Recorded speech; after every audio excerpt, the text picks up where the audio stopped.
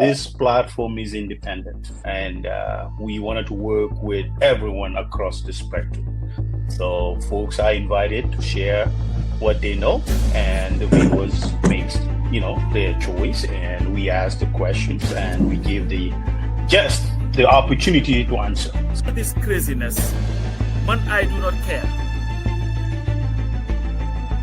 Why am I so anti-establishment? Because of what I've seen the establishment do to people. That's why I cannot be pro-establishment. Power is in the hands of the people. And it really did. What we all witnessed is the government, they knew that they're heading in the wrong direction. They knew Gambians are speaking in the same voice. What law in the books that says the government has power to come out and go after folks' private citizens' properties and demolish them because somehow the government interest? The only way that we can salvage our country is when everybody gets their hand dirty. Don't sit there with your expertise and just to procrastinate everything that people say or pontificate, what everybody says or does. Let's get our hands dirty.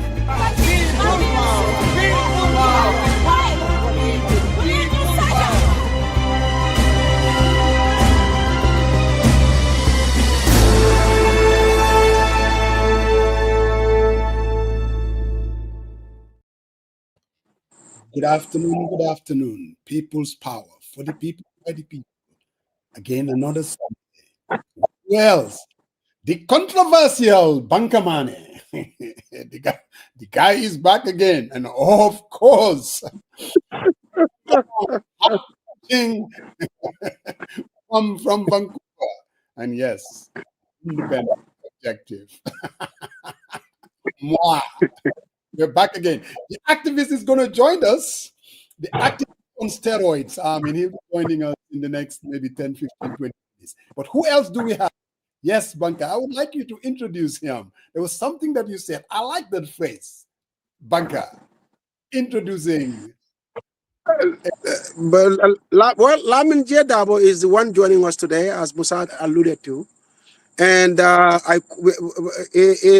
the field that I am trying to wiggle my way into, we call him the senior landed counsel. He's a lawyer par excellence. Obviously, I think, to me, if you ask me, I think he's one of the best constitutional lawyers I have ever seen, even by American standards. I mean, this guy, he knows his stuff. Every time Lamin writes about the Constitution, I read it religiously. Because for me, it's like knowledge that I cannot just do away with. So he is somebody who has also been a part of the struggle from day one. And he's still part of the struggle. Lamin was always there during the days of Jammeh, writing, protesting, contributing money, advocating, doing everything you could to make sure that we usher in the new dispensation that we have, which is democracy that we currently have in the Gambia. He is, again, somebody who cares deeply about his country, and I'm happy to see him personally. I'm happy to see him as part of our effort in the country to be part of the politics and have a say in our national, the political process. And obviously, Musa, I'll be a little biased here. He is a Kombonka like myself from Gunjur. So he's a brother in all forms, shapes, and fashion, as far as I'm concerned. So I'm happy to be the one to introduce him to the program today. And we are glad to have him. And we want to say thank you to him for taking time away from his busy schedule to come and share his amazing knowledge with us as it relates to our country and which direction we are and which direction we should go. So really, we are happy to have him. Thank you very much, Musa. Oh, thank you. If I may add one thing, of course, you're the lawyer. There's something about LJ, and that is, LJ is not a follower. If you remember going back to just recently, 2020 Constitution, when everybody was hailing and touting it, and people were even scared to question it. It was LJ who took directly at it. I mean, very unpopular position to take. You know how those things are sometimes, especially on social media, when everybody is touting something, then you just came out of left field. People like me were like, this LJ Monta, if I like to get him, So the guy, I mean, he is absolutely very courageous. So LJ, once again, welcome to the 40 People by the People. Just a quick response to all the nice things that Banker is laying to another Kombanka. I see the biases, Say you to all the nice things. Thank you very much, Mr. I'm grateful to be here. I'm grateful for that great introduction by Banker. Hello, Sarin. How are you? Doing good, doing good. I was just gonna say, I was just gonna add my piece to the introduction part.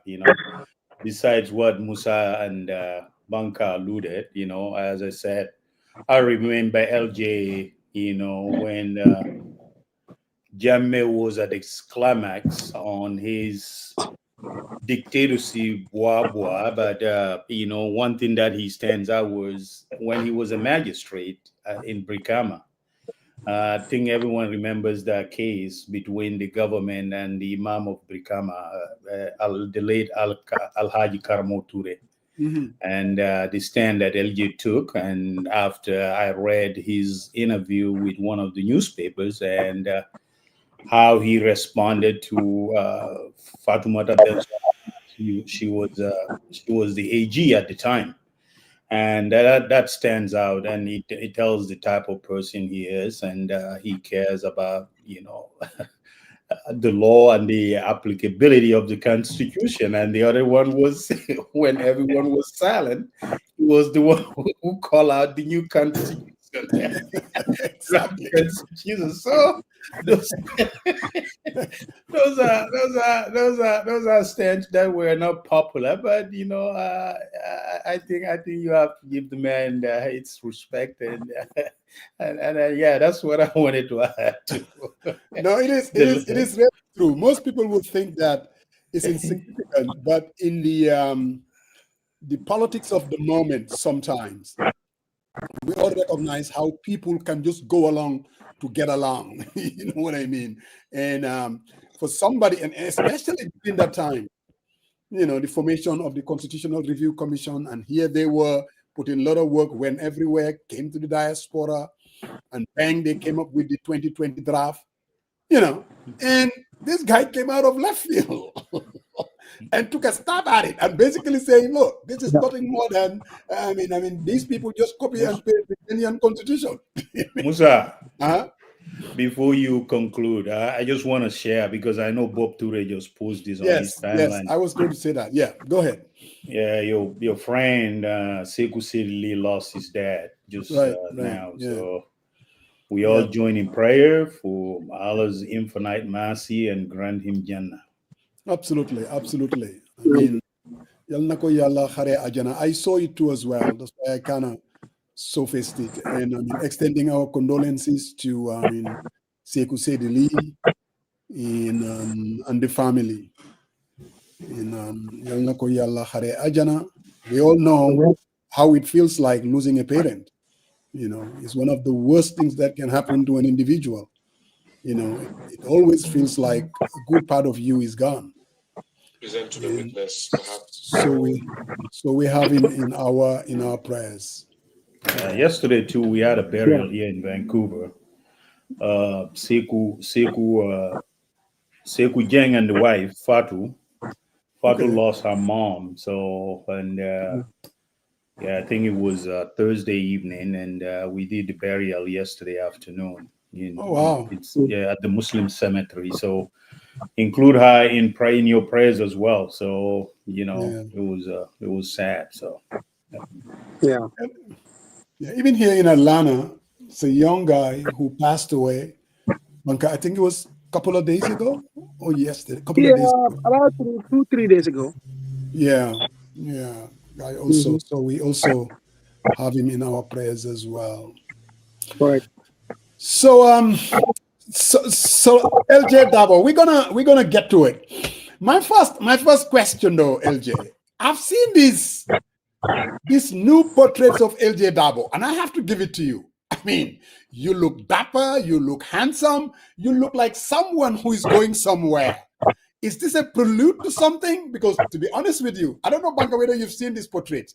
LJ looks absolutely dapper and presidential. I'm like, whoa, the last time and he looks young. He looks very, very young in those pictures. Extremely young and handsome Yeah. and dapper and Vibrant. presidential. Yes, yes. LJ, what are all these portraits? What's going on? Musa, well, the press houses told me that they needed new pictures of me, new portraits of me. So I decided to, in consultation with my staff here at Dabanani Chambers, to organize new photos, new portraits, whatever you call them. You know, So that's I know where you are going, but you guys will be the first to know if I decide on anything. For now, let's say they are just portraits. just portraits. Yes. Well, I can tell you now, knowing my political instincts, when I saw those portraits, I'll be like, this man is telling me something there. What's going on? But anyway. I don't think you are far off, but we'll wait. We'll wait and see. We'll wait and see. Yeah. But I wanna start out with the UDP selection process. Yeah. I've always, and I said it here before, I always said that I don't see a credible process that Mr. Dabo is one of the aspirants. And I know how that sounds. Sounds like it's very undemocratic. You're part of a political party. Everybody should be able to participate. But knowing the pronouncements that other potential aspirants were making, if Mr. Dabo is going to run, I'm not going to run. I will not compete against Mr. Dabo. I mean, and knowing that the selection process, it's going to include people within the party. If everybody else is saying they're not going to run against him, I mean, can you imagine the people that are also doing the selection itself? So I said here that, look, this cannot be supposedly in appearance a credible, I mean, even if they go about it in a democratic way, for me, it was a foregone conclusion and it was incredible. And when I saw you put your hand in the ring, you know, we were on that website, I mean, that the struggle website, and I came and I said, Mr. Dabo, I have tremendous amount of respect for you, and I know you're a serious candidate, one of the most serious potential candidates that are out there. But I thought your move of kind of putting your heart in the ring, and I ask you, are you really a serious candidate? That was the question that I have, because of what I thought about the process. And of course, voila, here we are. You know, the inevitable happened. I mean, what's your reaction to my utterances that the process was not really credible and that it was a foregone conclusion? Was I kind of way off or maybe unfair? Well, I mean, what's your reaction after going through the process as well?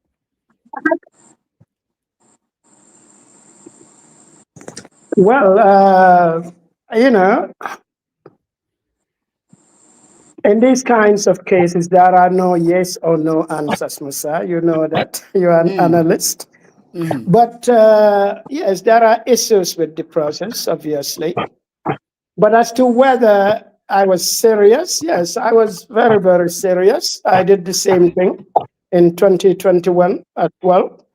I participated or I applied, but 2021, I guess nobody was interviewed. So you were not far off. There are issues underlying the process. And they asked me at the interview if I would support anybody who came out on top. My answer was qualified. I said if I believe the process was fair and transparent, yes. But I cannot give you that answer now. I would not reopen the process, obviously, but there are big problems there. And even the interview that took place at the before the selection panel. Now that one, we can put that aside and come to what they call the process before the what is it again? Before the grassroots. The figures are absolutely wrong. I don't know why nobody spotted it out. Nobody came out to say we made a mistake in the percentage, because they said Osenu polled 16,000 of the 17,000, 16,000 plus of the 17,000 votes, and they called that 98%. But here is the problem. Amadou Sane and Boriture, between them, is about 12,000 votes. And mine added about 3,000, so that would be 15,000 votes. You know very well, as an accountant, that 16 cannot be 98. If 16,000 is 98 of 17,000, you may not argue with that, but where is the percentage? Because we are all graded out of that 17,000 votes. That is the global figure. So where, if Usenu's 16,000 is 98.4%. Yeah. So basically you're saying that the math doesn't add up. So the numbers for who made it to the final round, to the second round of voting. So that percentage that they gave Usenu is way, way out. You know, it's completely wrong. It's not 98.4%, because us together is about, you know, the figures that Usenu scored. So Usenu is about 50, not 98. They need to go and check the figures. Yeah. So that by itself raises big questions about the seriousness of the process. So LJ, I mean, was your... Can you hear me? Yes. You participating in the process, was this just a statement that you were trying to make? Or did you even believe that somehow... So I'm saying that at the grassroots, yes. That did you even have a chance of winning Yes. it? Or was it just a statement that, you know what, I'm going to apply, and to just basically making a statement? No, I participated in the process in good faith. I believe that it would be fair, but you are very right. People at that table all passed through the tutelage and the support of Officeno to even be members of the National Executive. So obviously there are issues there, but I participated in good faith, thinking that in 2025, maybe the process would be fair. That was why I participated in the process. Yeah. Bunker. Yeah, Musa, I'm going to pick up from where you left off, because I think I like the way your line of questioning there. Learned Senior Counsel Dabo, the primary process, when you were going into it, and let me go back, maybe one step back. When you decided you wanted to run for the flag bearership, because I think you have done it before, like you said, so you kind of have an inkling of how things operate in the UDP in that regard. When you made the decision to actually go forward, did you make it with the anticipation that, you know, the process would be fair, or did you make it in the anticipation that you literally, no matter how it goes, you stand a good chance or some chance of winning the process? Or were you at the back of your mind thinking, I want to do this, but is it even worth my time? Which one of the three did you feel like in the beginning, to begin with? Well, I wanted to do it. This year was different. As you know, in 2021, only 4 candidates. None of the other 3 were invited to the process. They just took it and gave it to Usaino. Now, 2025 is a little different. There were 11 candidates, including Usaino. So Musa's good friend, our eminent mayor of Carnifing municipality, withdrew. So we were left with 10 people.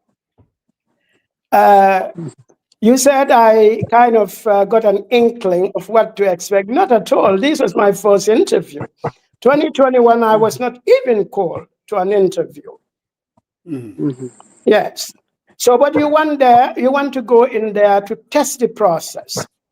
Whether you want to call it, a democracy in actual fact, or whether, it was just organized as window dressing. You want to go and test that so that people can know what is happening.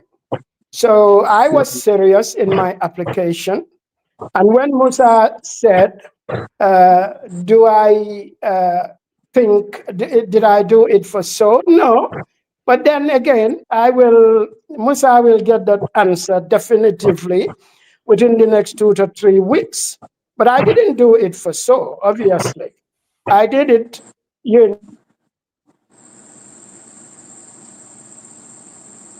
Yeah, the internet. Yeah. Yeah. Yeah, it's an interesting until he comes back, because this WhatsApp group that we're on, the struggle, when he made the announcement, all of us were congratulating him, and I said those words. I'm like, congratulations, because when you have somebody like him, his stature, and like you said, I mean, he's always been in the struggle to bring about change, the kind of person he is, and one of the smartest lawyers in the country. I mean, whatever he does, it has to be seen as somebody who's a very serious guy.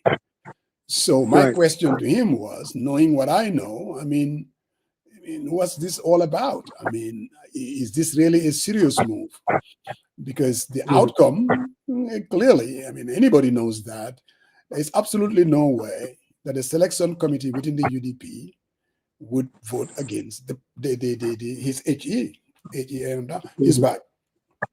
Yes, I'm back. I did it to challenge the process, to interrogate the process, so that the public would also know how this process is functioning.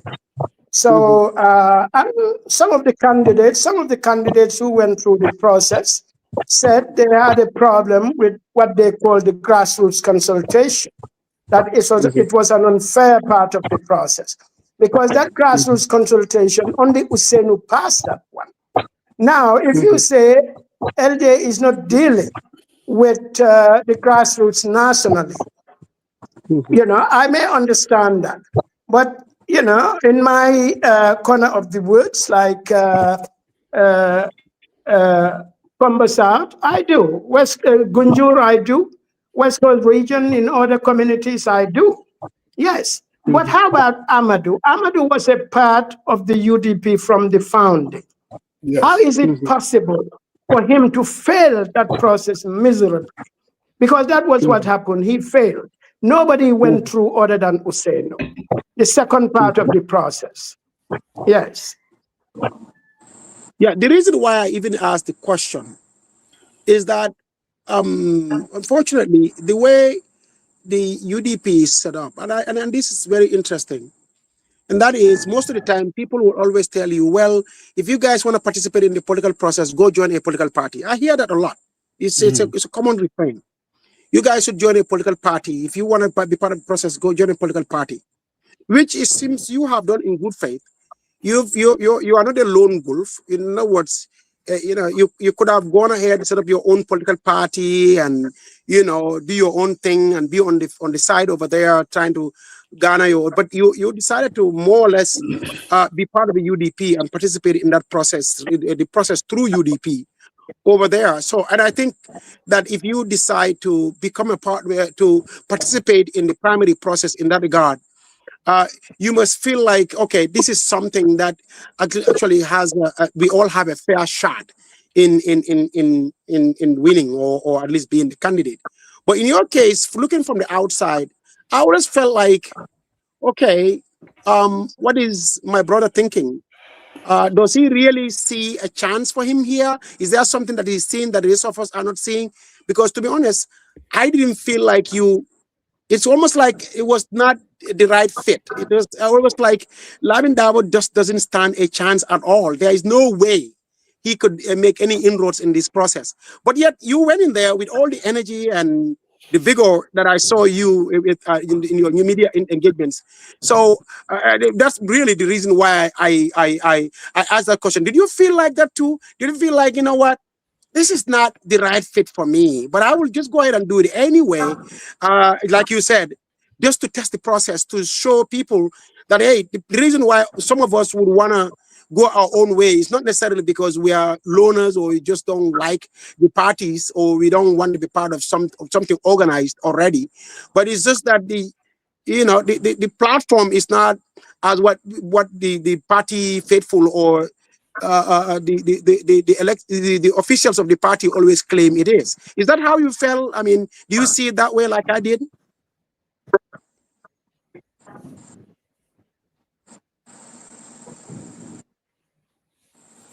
Hello, Lamin? So I think the line has a problem again. Yeah, it's the network. LJ, you there? Can you hear Bunker?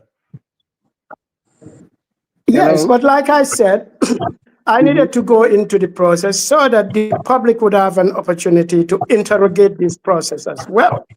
Yes, and I believe from that perspective, people were able to see it. Yes, I said from that perspective, people were able to see it for what I can hear you. Can you hear me? Yeah, we can hear you. Yeah. Yeah, I can the hear line you. has, yeah. Yes, I'm here. It's okay. I'm here. I Yeah, can it hear looks you. like you are behind on the audio thing. Hello, I can hear yeah. you.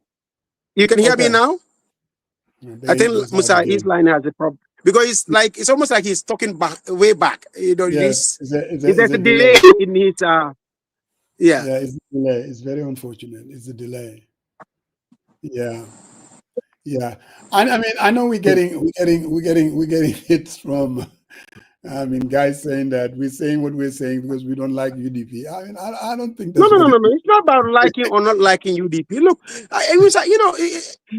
but for this is okay. Look, people they're also entitled to their opinion to say that about us. It's okay. Yeah. But what I want to assure them is that I mean, especially in my case, I don't know about you, Musa, but when I saw Lamin,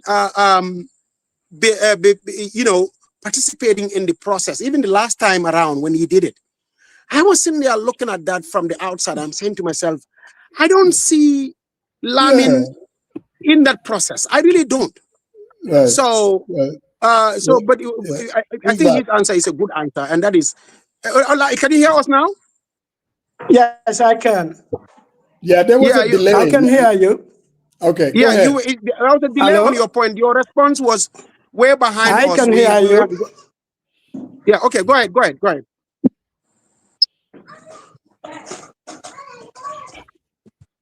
Yes. Yeah, you see, it's a delay there. Yeah. Yeah.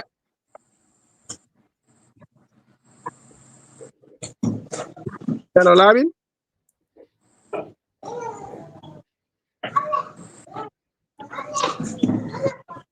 Oh, well. Yes, my response was, I believe it was good to go into the process so that the public can have an opportunity to watch the process, to interrogate it, and within the UDP, maybe reform can happen as far as that process is concerned. Yes, you call it a primary process. I didn't know whether it is a primary, like you and I understood it, but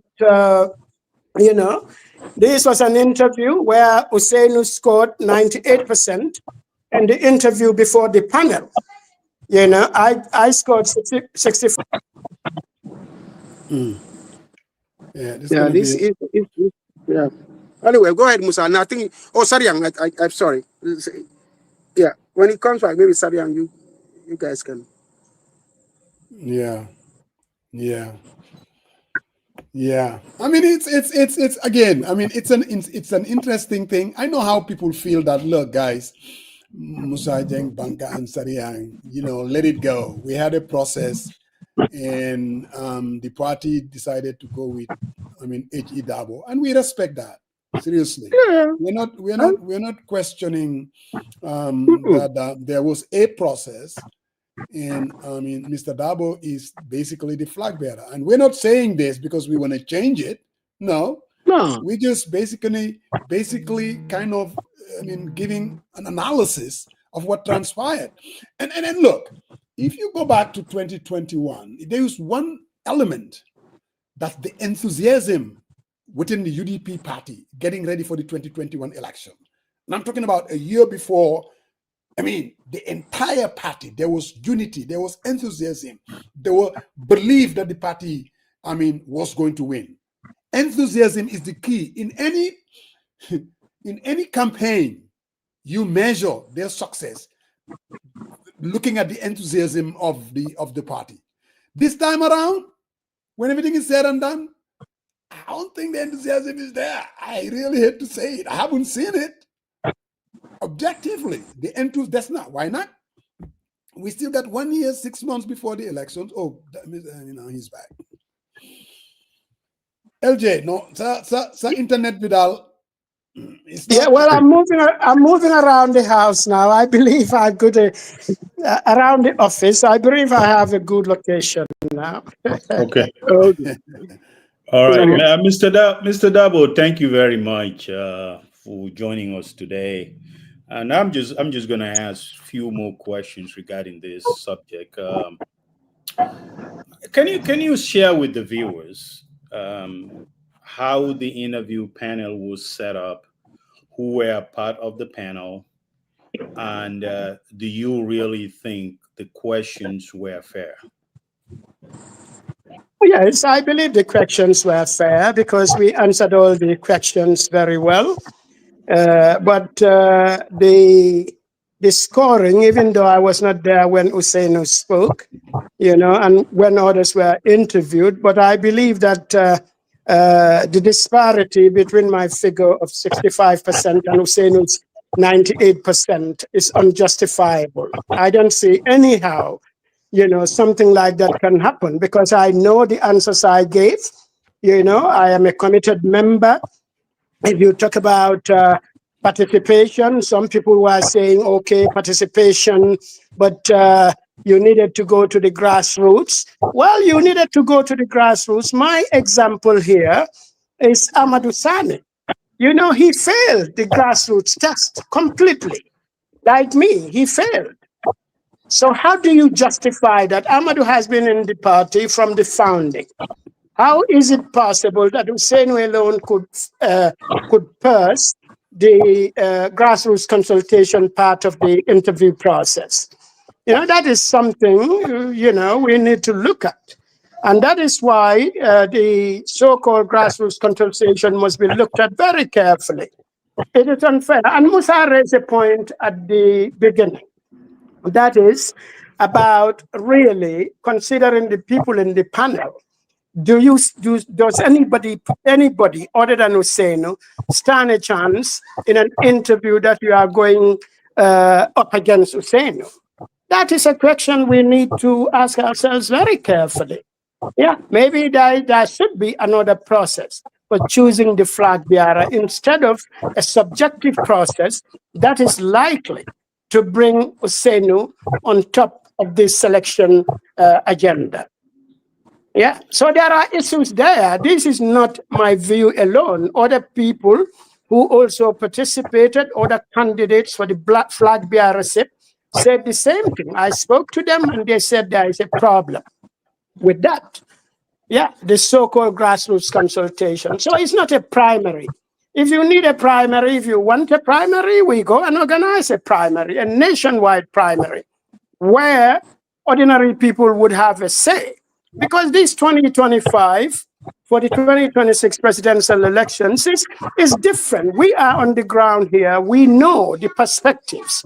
in the communities, in the grassroots, about, whether Usainu should compete or should not compete. We know that. There is no doubt about that. A fairer process could have yielded a different result than the result we had to deal with.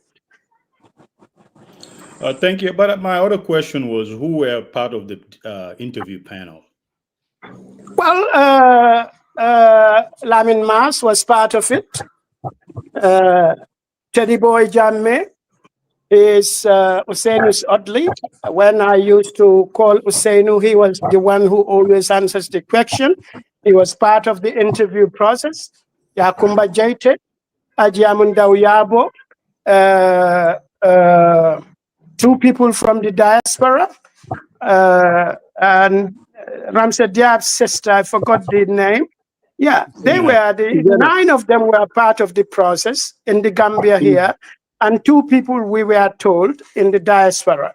So I don't know who those 2 people are, but we were told that 2 people were part of the interview, and they were based in the diaspora.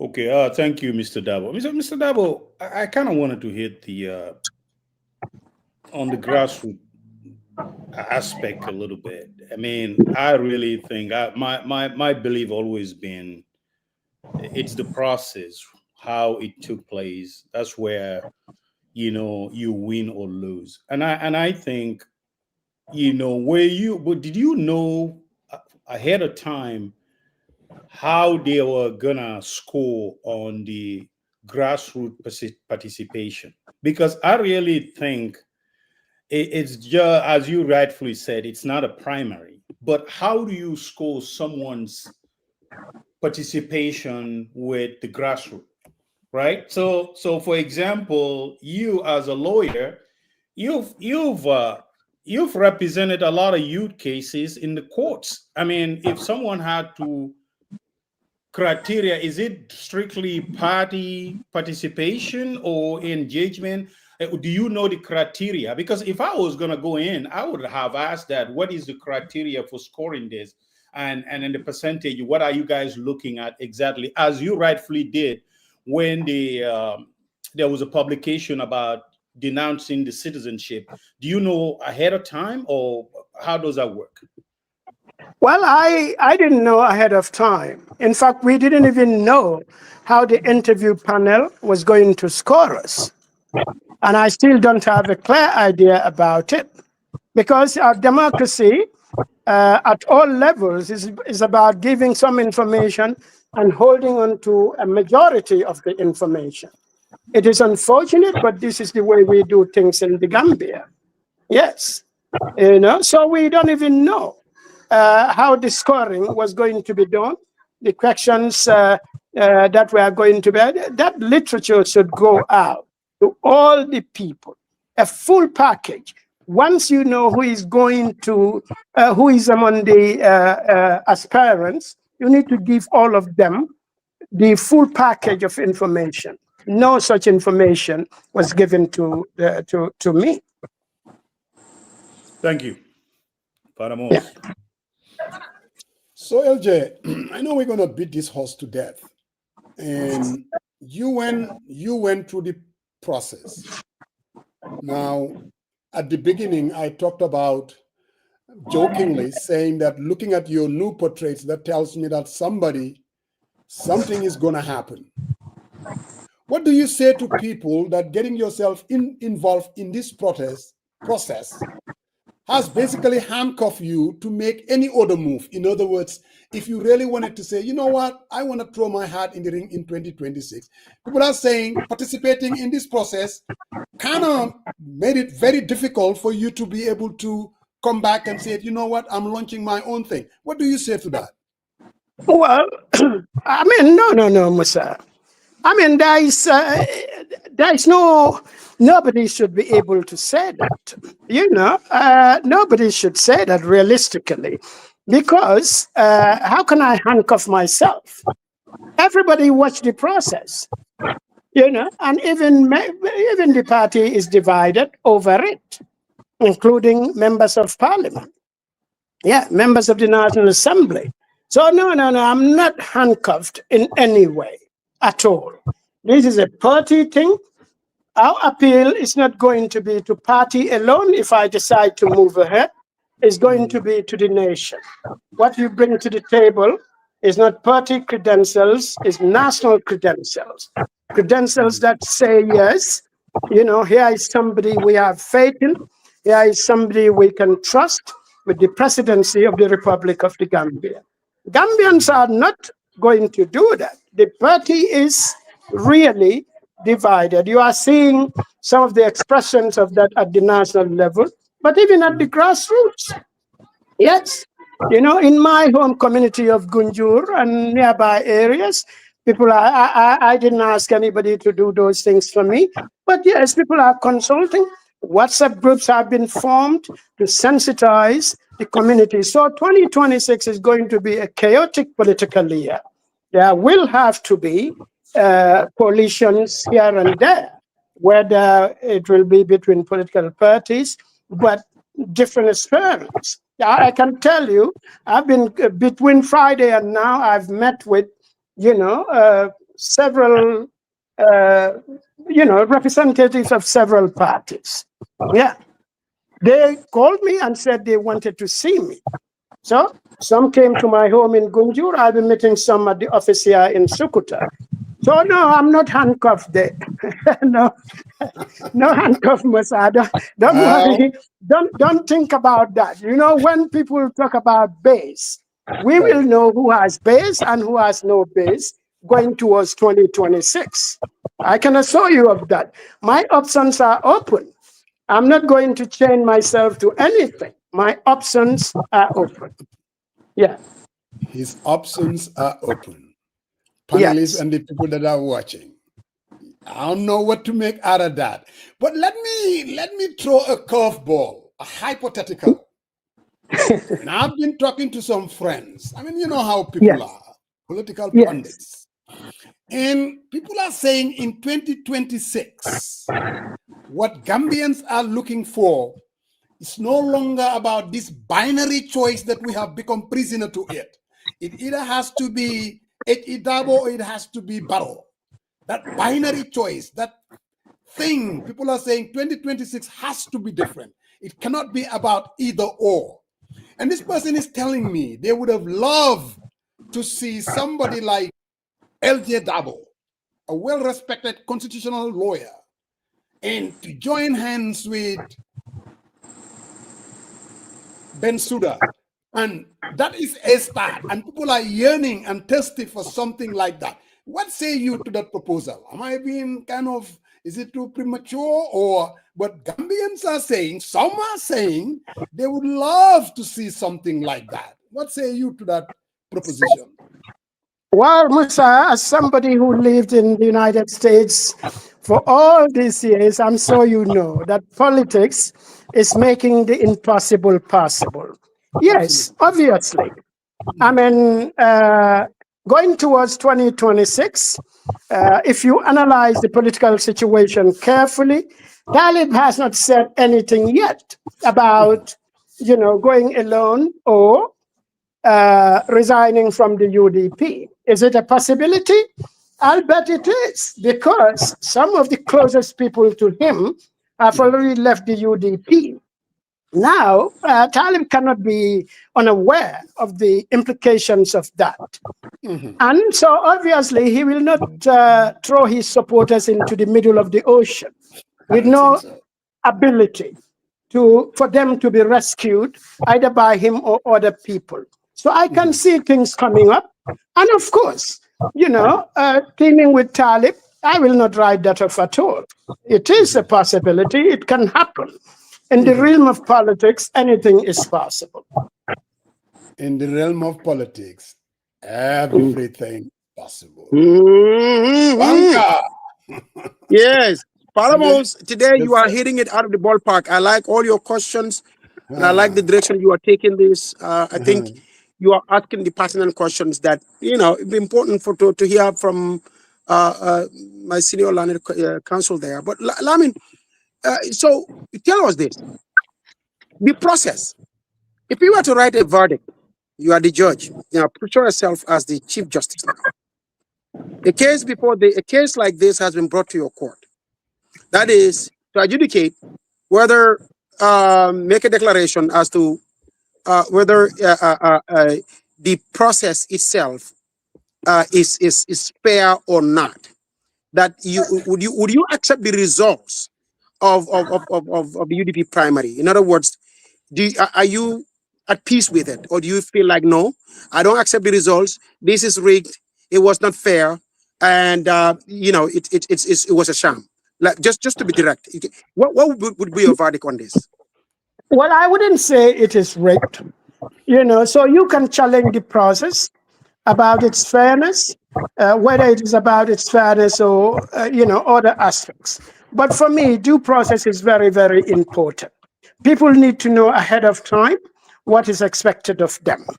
And we didn't have the opportunity.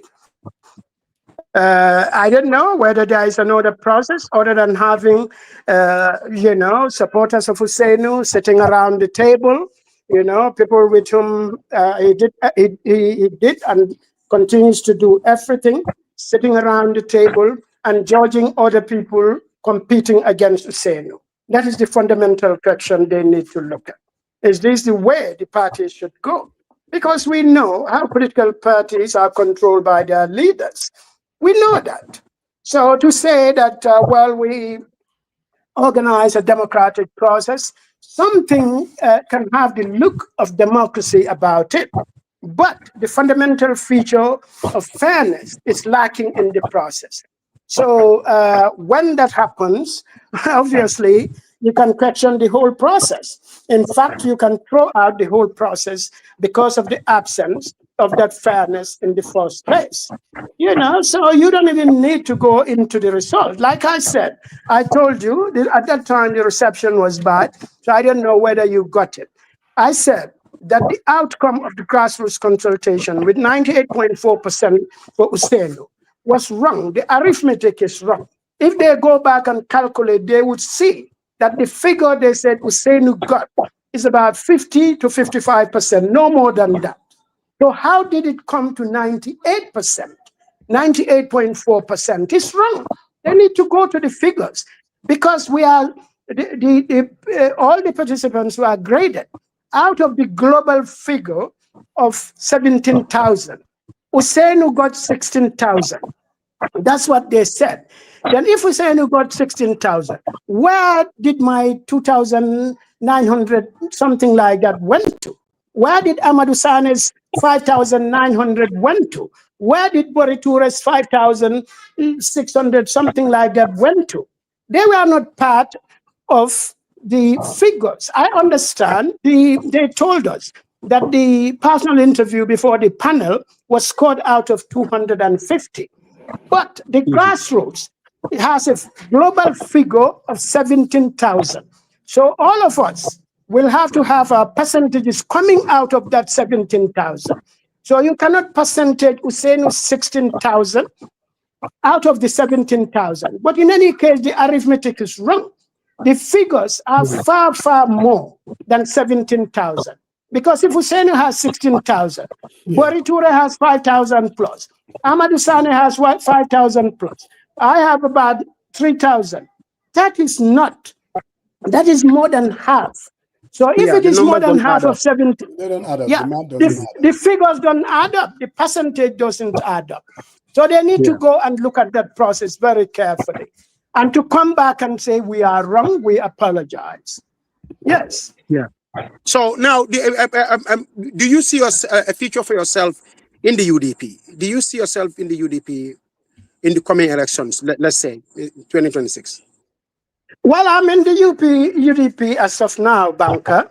But like I said, it's a fluid situation. Let us watch the public space between now and the next month or so.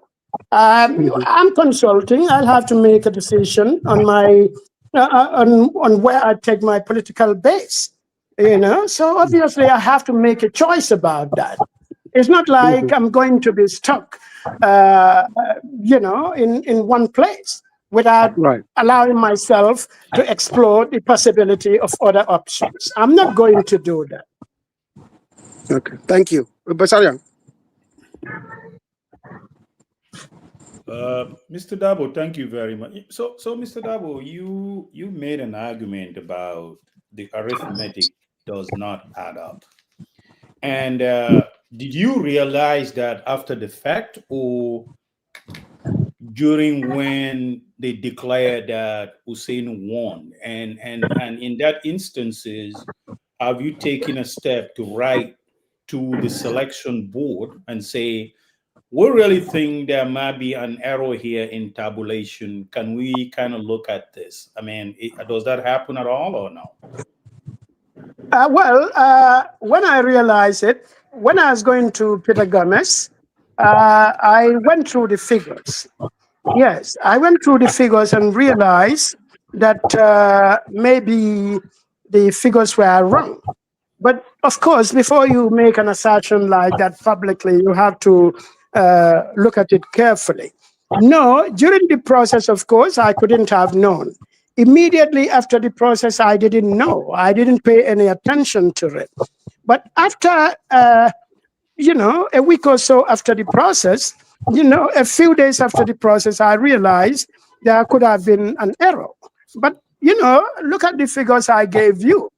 5,000, about 6,000, and 5,500, and 3,000. If you add that together, that is like 16,000. The figure, Hussein's figure. So if you look at that, you know very well that Hussein's percentage is not 98.4%. It's wrong. But I made that argument at the, I believe, when I was on Peter Gomez. So. No, I was just wondering, I mean, if you could, at least in the spirit of... I'm going to, I'll probably do just that, but they should know. I mean, they should not rely on the fact that, well, maybe we made a mistake, but... Okay, sounds good. So the other question to you is, since but I, this... Yeah.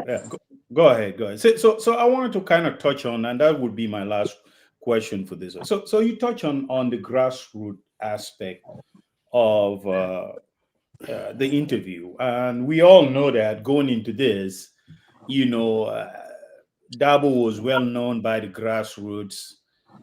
And what would have been your suggestion per se? Or if we had to redo this all over again, what would be your suggestion to the party? So for people like you who didn't have opportunity to interface with the grassroots on daily basis and other, I think Body Toure too as well, what would have been your suggestion? So as far as course correction, in terms of giving all the contenders the fair opportunity for them to engage the grassroots or talk to them on what their plans and policy will be if they've been given the opportunity to lead the party?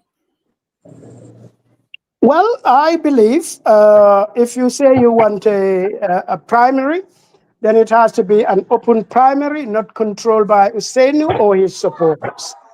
What happened, sorry, is very, very clear. Now, if you have to judge Musa and Banka and Pasamba against some, in relation to some other person, and you are the judge, it will be very difficult for you to do that objectively. Yes, so it's just human nature. I believe that Husein's colleagues in the executive should not be judging him and other people. That in itself has unfairness inbuilt into it. The process is wrong. If you say you want a primary, let us have clear rules, and then we can all prepare for a primary a year ahead of time. If you know you are going to participate in the process, then obviously a year ahead of time, you can start engaging, with those who are going to vote in that primary. Yes.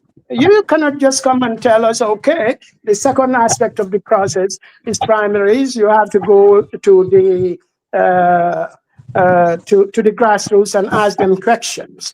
When they say grassroots, that's where people know you. Who knows Barrow in the grassroots in 2016? You know, who knows him? Nobody knew him. Yeah. So you can win an election without going through the facade of a grassroots process. That's what I'm saying. Yes, I'm saying if you want a fair process, give everybody an opportunity to participate in that process. How do you do that? Make it an open primary that nobody was situated in a way that he can control the outcome of the process. That's what I'm saying. Yeah, we need to come out of this situation that Ousseynou must win at all costs, that he suffered for the UDP. Well, look, people suffer at different levels, but I believe we all suffered for the UDP. We all contributed to the UDP. Yeah, but to have a permanent leader of a party, you are in the United States, you know. Once you are out of office, you know, whoever wins the presidency, would have to be the person in control. And that is what happens in the UK as well. Yeah, LJ, you have the majority in the... Yeah, thank you for that answer. But LJ, I really think you should write to the committee and raise this issue. This is a very, very pertinent issue. And it also calls into the question of the legitimacy of the whole selection. If the man is wrong, I really think you should write to the selection committee and bring these facts to the table and ask them for a good explanation. Because I really think there's some the internal questioning, how they tabulate and what you are saying. Yes, obviously the math that you're saying, but I really think Gambians, the supporters of the different contenders, owe an explanation, and that is something that I really think you would follow up with the committee, and that's all I have to say. Thank you. Thank you, sir, and thank you very much. So, LJ. Yes, Mr. There is a reason, I would say there was a reason that UDP thought it was important for them to have a process. And I think anywhere you go, even here in the United States, most people are saying that the Senator Harris actually lost the election because there was no process that she had to go through. The whole thing was handed over to her. And looking at the United Democratic Party, obviously, they decided to come up with a process in order to keep the party together. Do you think they have achieved that? Because the goal was, let's have a process that all of us will participate. It will be an open process. And when everything is said and done, whoever emerged as the leader, we will all rally behind that person.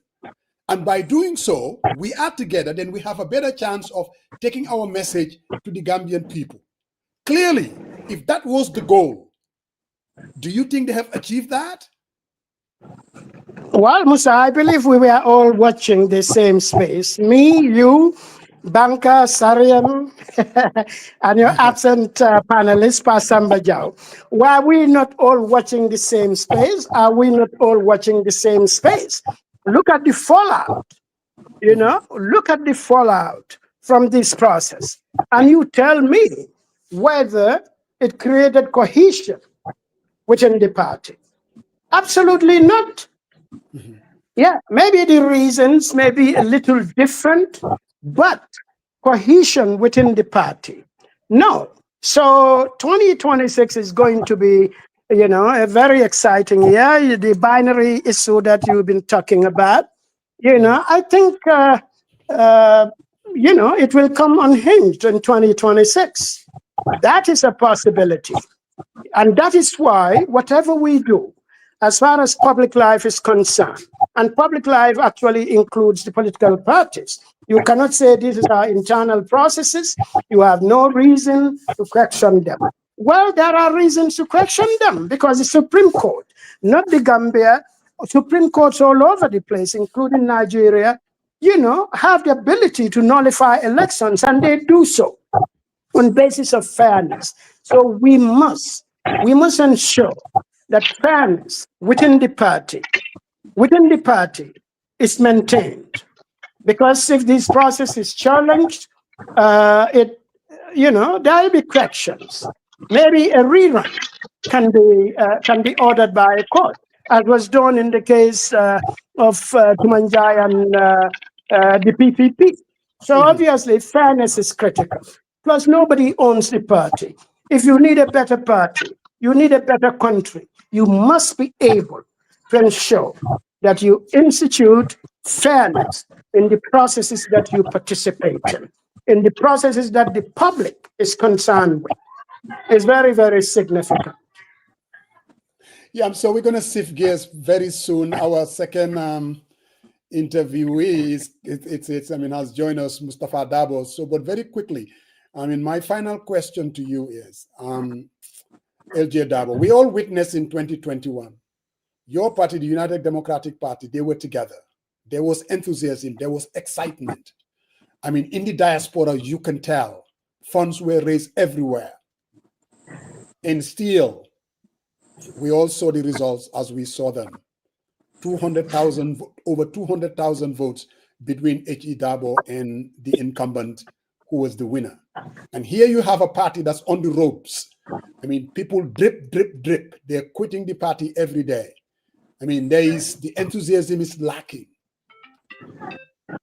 how do you see the party performing in 2026, unless and until they really do something radical? What would you say to that? Well, it's very difficult to predict electoral outcomes, but what you are saying is looking at the terrain objectively. 2021 was a united front. 2026, the fractures are already there. Yes, obviously it's going to be a big challenge, especially since we don't know. There are unknowns here. We don't know where other members of the UDP are going, what they will be doing, and things like that. So obviously, yeah, it is critical. It is critical. They need to look at it. They need to look at it, and they need to understand that no one person owns a party. I'll tell you something, Musa. 2021, I had this audio. Nobody told me. I listened to it myself. Alhaji S. Dabo, who is the senior administrative secretary, said that they don't know these other people. Usainu is the one they know. They've traveled with him. They've journeyed with him over the years. And he is the only one they trust. Look at what Barrow did to them. And he even made reference to me in that audio. He said, I was in the UK. You know, that tells you how much they know. I was not in the UK. I returned permanently to the Gambia in 2015, January 2015. So I spent 2 years here with President Jammeh before he left the country. Yes. So, but if an administrative secretary, somebody high up the party ladder, would make an open declaration before a selection interview that they're going to give it to Usainu, can you believe in that process? Yes. Like I said, we participated this year as well to ensure that people have the opportunity to interrogate this process and to ask themselves whether, going forward, these are the processes we are going to adopt in selecting either party leaders or electing political leaders into office. Systems that have inbuilt in them unfairness. Yes. Yeah. So I think, like I said, we have Mustafa is here waiting for us, but the activist on steroids just joined us, so I would like to give him the privilege to maybe at least ask a question before we move on to the next. Pap Samba, bro, let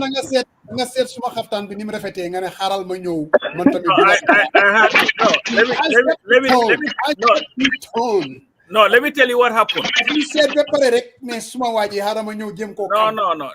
me tell you what happened. I saw LJ's new pictures for the media use. I said I have to, upgrade. Talk about I that. said, you know what? I have to upgrade my game. If I had known, I would have worn my red dress. I would have worn my red shirt and show up here to show you guys that I'm the one who is on top of the chart. No, but I am late, and I know you have another program to go to.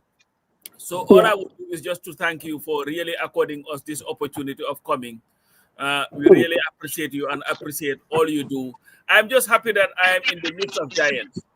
The greatest investigative reporter in the Gambia is sitting with his Suboya, and I have the best human rights defender in the Gambia also here. And I cannot be happier. But thank you so very much, LJ, for joining us. And, I don't want to ask you a question that Musa had already asked you. I know he will try to get you in trouble, but you know what? I know you can handle your own. So. He doubted your candidacy anyway. You know that. Yes, he did. But Pastor, but the way the political world moves, Musa and I may just be in the same room. It's a possibility. It's a very possibility. No, I really like it. But Musa, my senior land council has been dropping a lot of things here. I don't know whether you know this. I noticed. I am. What I'm here, I've been hearing from the starting from the beginning. LJ, are you going to just drop the bombshell here? Are you just going to make the announcement right now? Any announcement is coming to the people by the people. Can you afford us now, Coach? I think we should go ahead with the announcement right here, right now, and end this speculation right here, right now. Banker, when I was going to Peter Gomez, my staff called me and said, look, Peter puts people in trouble. I said, no, Peter asks questions. People put themselves in trouble. So I wouldn't take your bait for now, but whatever happens, you will be among the first to know. LJ, thank you very much. Thank you. In 2-3 weeks, we will bring you back after the announcement. Thank you very much, Mr. Yes, thank you.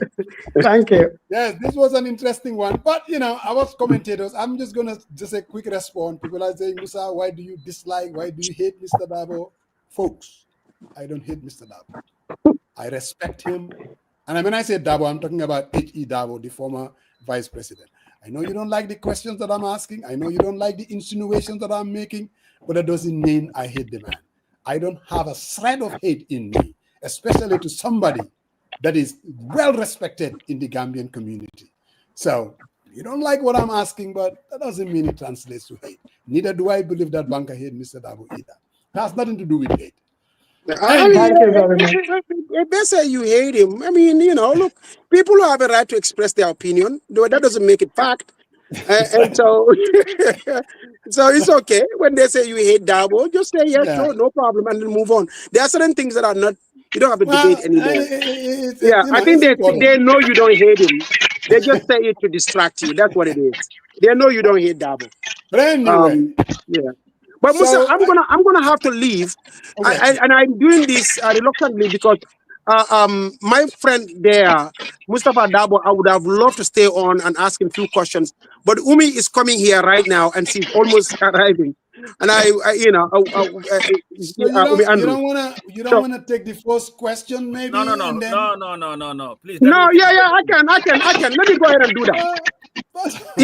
Relax, No, Umi is arriving. Go entertain your guest and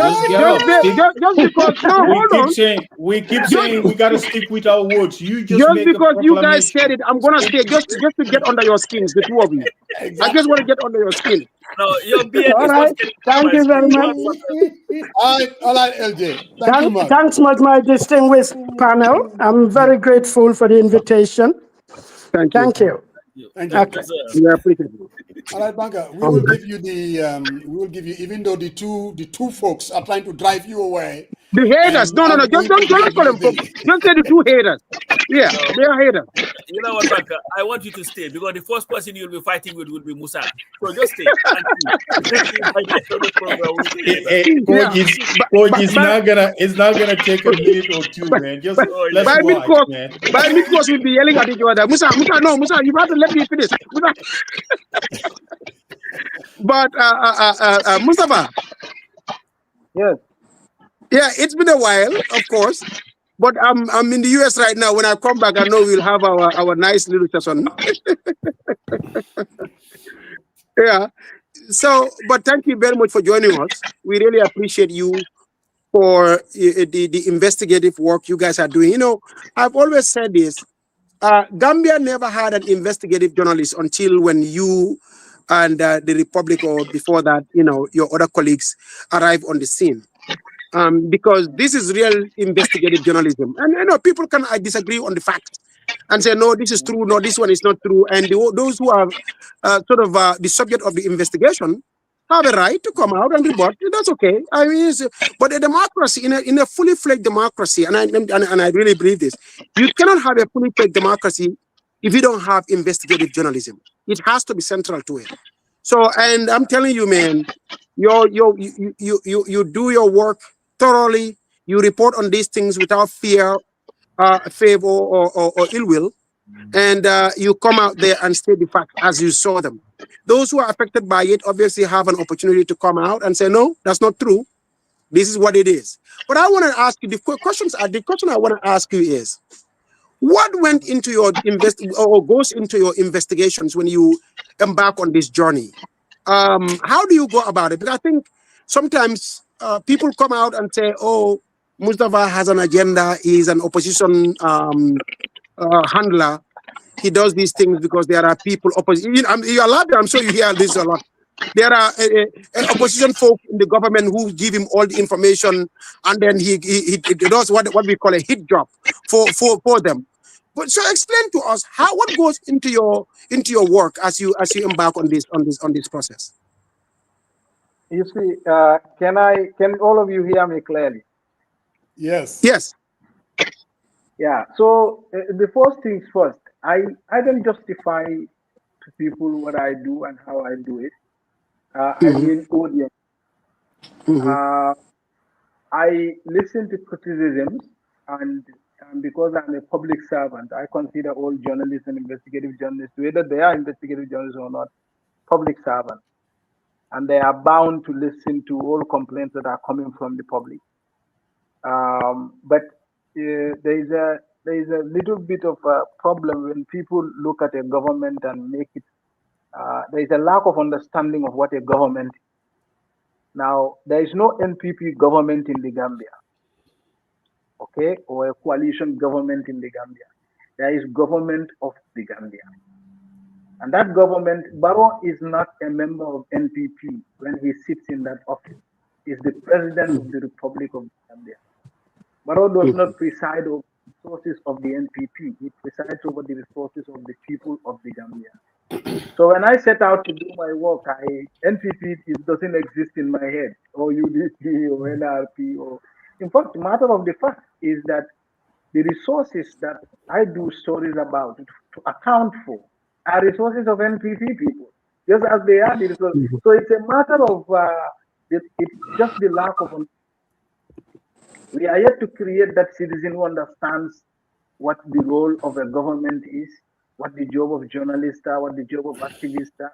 And I think we will need to go through orientation to understand that when I do what I do, I'm not doing it for UDP. In fact, matter of fact, Barrow could actually gain a lot of popularity because of our work. Because, for example, if we uncover corruption and Barrow comes and do the right thing by it, he gains more popularity. People are going to say, wow, he's fighting corruption. So investigative journalism is not giving a bad name to the president. It's only giving a bad name to the president who fails to act, a corrupt president. And the only president who is uncomfortable by investigative journalism is a corrupt president. And that's a president who does not wish to do his job. That's a president who does not wish to fulfill his constitutional obligation to the people. You see. So when I set out to do a job, I'm not serving the opposition. Matter of fact, I'm just serving the people of the Gambia. And if Barrow reacts to our exposes by doing the right thing, he gains popularity. In fact, he wins the heart even of the opposition. So what we do works even for the president, unless if the president himself is either failing to do his obligations. So that's the first part of the question. Now, the second part of the question is there is also a lot of dishonesty when you deal with matters like this. So you have folks who come to with all sort of whataboutism. Or why didn't you investigate Usainu Darbo, for example? Because I hear claims like that, or questions like that. Why didn't you investigate? But I've never investigated Halifa Saleh or Mama Kande, or even President Barrow. Never investigated him into as an individual. Exactly. I have investigated subject matters, and I have had my colleagues investigated subject matters that are of interest to the Gambian people and are of the conduct of public officials. And I have investigated matters that probably could have linked to Usainu had he done anything wrong. I have worked on a story relating to the Banjul contract, in which at which time Usainu was in government, and at which time Usainu was at the ground. In fact, there was a famous picture of Usainu and Barrow locking hands, and like Edward Singade and Yaya Jammeh back in the day, launching the Banjul project. We did a story on Banjul project, and it became a very controversial story. We did a story on the passport scandal. I mean, immediately in the aftermath of the so-called passport scandal. This is what at Malagan, if you go back in the day when I was at Malagan, investors who do not invest. But in all of these investigations, it's not my doing that I didn't find Usainu to be at the heart of those problems. So we didn't have in mind folks like, but people do not know me in my private life. I mean, I'm not a very political person. I mean, I follow politics very keenly, and I'm kind of very critical of political leaders in the government. But I tend to not be I tend to not publicly speak a lot about it. People in my private life know I do have my opinions on what our political leaders do, but I try not to make that public. That's the issue. And in fact, there are times when we do stories, there are folks in NPP who reach out to me and say, good job. I mean, the Jammeh asset story, I mean, when we did, there were a lot of folks who were happy. They thought maybe this works more against UDP than any other entity, because UDP was more or less the de facto government in Banjul back in 2017, 2018, right? And so, the people in the other side, they applaud that. I mean, so there is so much level of, I think Gambian all of the months are chilling the Malabar, more Malaka chilling. And what are That's a perfect way to put it, yes. When you speak the truth, instead of people looking at the merit of what you say, that is very true. Go into they look at no, this guy is Wolof, he hates Mandinka. This guy is from Dabo, he hates people who are from the other side of the river. Oh no, this guy is from North Bank, he hates people from South Bank. No, this is a Gambian nature.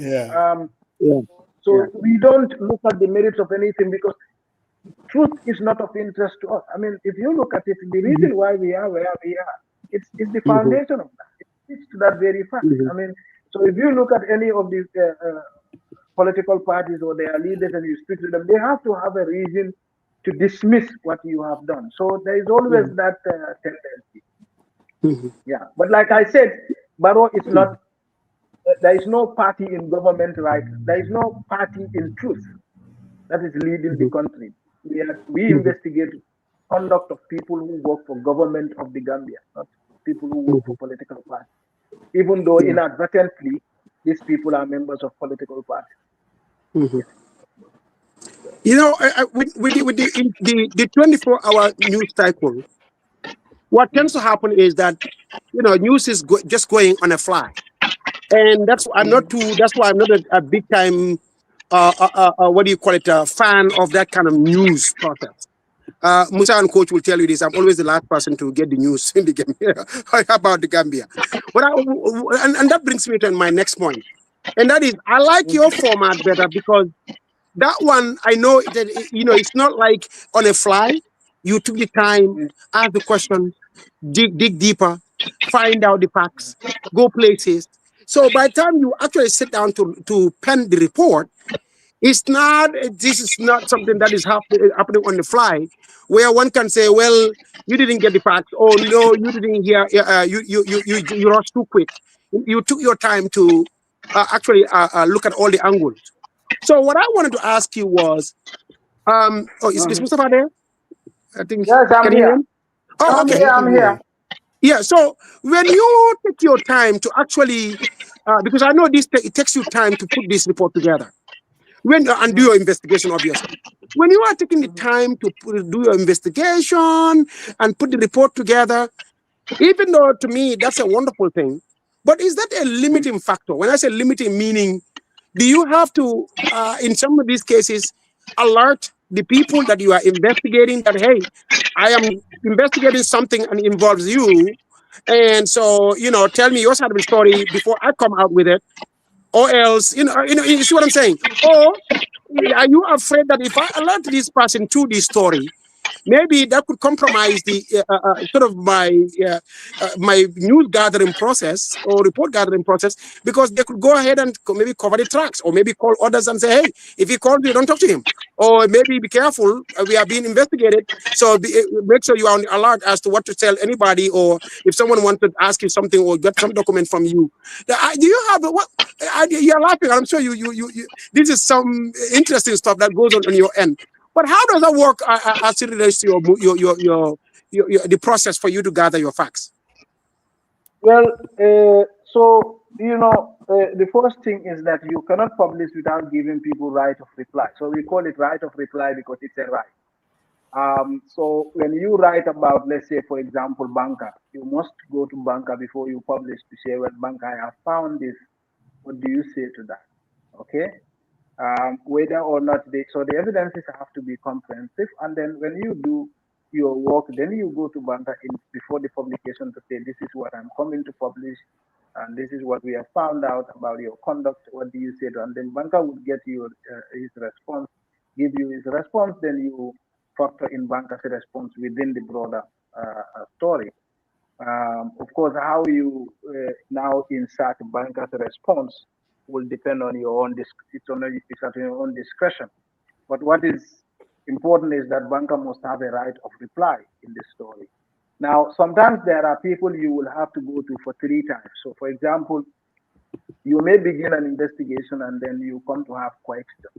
So there are times when you just go down, sit there, and just allow people to tell you anything. So there are different layers. So, for example, the first contact you have with someone, you just basically sit down and they tell you everything. Okay? You can go back and fact check what they tell you, then come back. Now, when you come back with all the facts and you are sure what you have is certain, then in that case, they don't tell you anything. And they tell you something that you believe to be untrue, you tell them, well, this runs contrary to evidence. This is what the evidence says.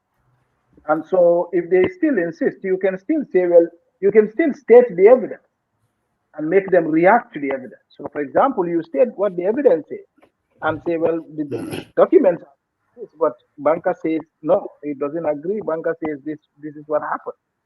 And so we contact people at different layers and at different levels. And there are some who are, some issues are more delicate than others. Depending on the influence or the nature of the individual and the influence, you contact them at different levels of the investigation. So, yeah. But it's just not me. I mean, we are a team of 5, so it's quite easy. Sometimes I can get someone else to talk to people and not me. So it gives you a little bit of fluidity. Faramus, thank you very much. I have to go. But very good questions. So, that's why I wanted you to ask them, because you've really got to the meat and potatoes of what needed to be asked. Thank you. Now you're leaving me with the two with the two justices, Karamba calls them.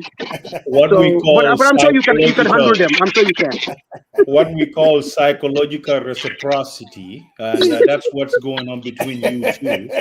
I wish I wish Banca would stay longer and this whole thing would come to a final test because I You think guys are not gonna bring any problem between me and Musa. This is my brother, man. This is Musa. I love you, man. I love you, brother. Love you right here, my man. You know that. The law we fence. are coach. I am okay with you since I don't oppose you, coach. I am okay. Your treatment to me is always the same because you are very fair-minded No, guy, you are and fair. I always know And you you are will very always be independent on the minded right too. side of history. I know that, coach. I don't have Thank to you. say something. Thank you very much.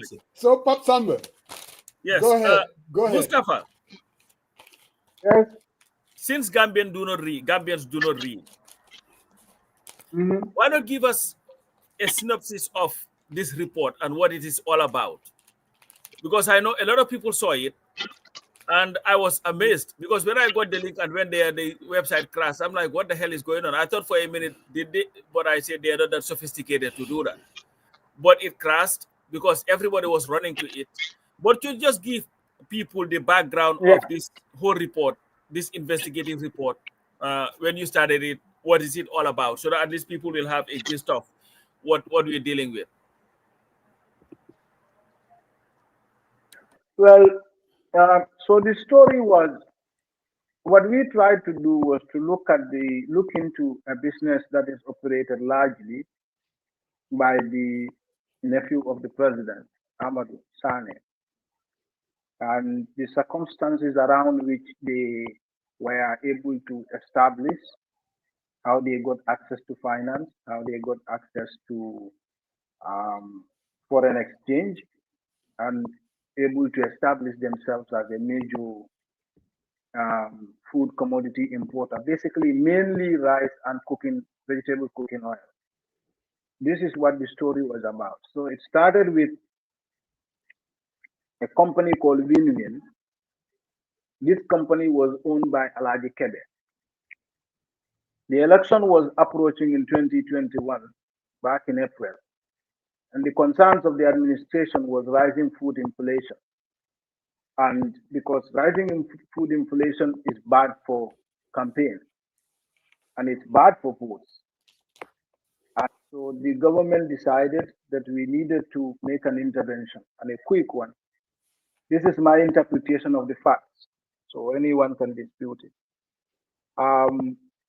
And so election was approaching, and then the government made a decision that we needed to intervene and bring down the rice importation in the country. Now they chose Winwin, and the largest shareholder, 98%, overwhelming largest shareholder of Winwin is Alaji Kebe. Now, some of you may know Alaji is currently being tried for economic crime in relation to COVID food aid, COVID in relation to alleged wrongdoing regarding his failure to supply rice after winning the COVID food aid contract. This contract was the facility at the state-owned at the time Mega Bank, and the state-owned Mega Bank was issued around.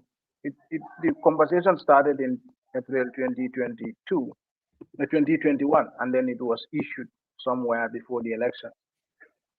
And then Alaji at the time owed debt at the Keystone Bank. Of course, Keystone Bank is Mega Bank. It's just the name that's different.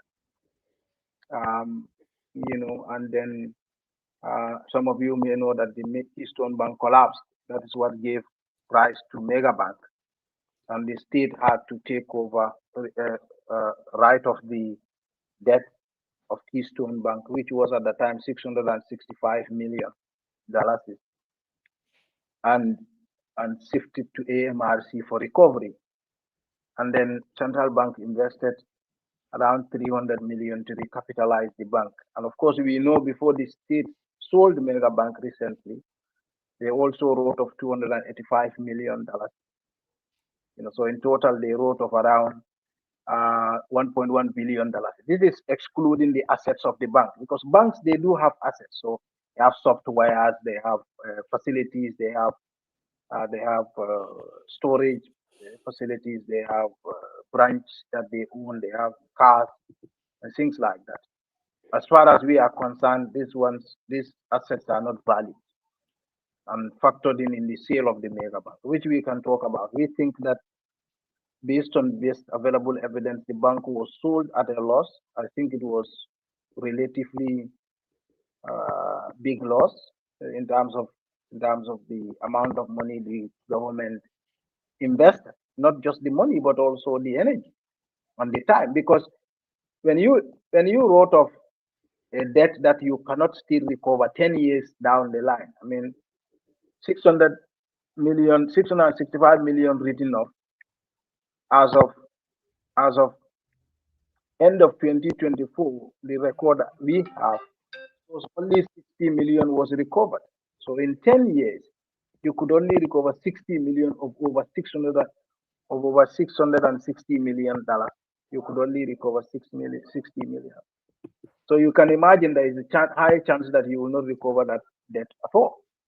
And some of the debt that were written off also and before the sale were also in fact largely owned. There were significant debt that are owed by state institutions like BCCA, for example. And so we think first the mega bank was sold at a loss, but before it was sold at a loss, and to somebody who the president had previously appointed as an ambassador at large. And this information is not public, and we thought it's important this information is public because finance minister did came public and pretended to not know who the buyer of the bank is, which is strange because bank is it's a very delicate, banking business is a very delicate matter. I mean, one of the reasons why Keystone Bank was taken over by the central bank was because the owner was recklessly issuing terrible loans without even any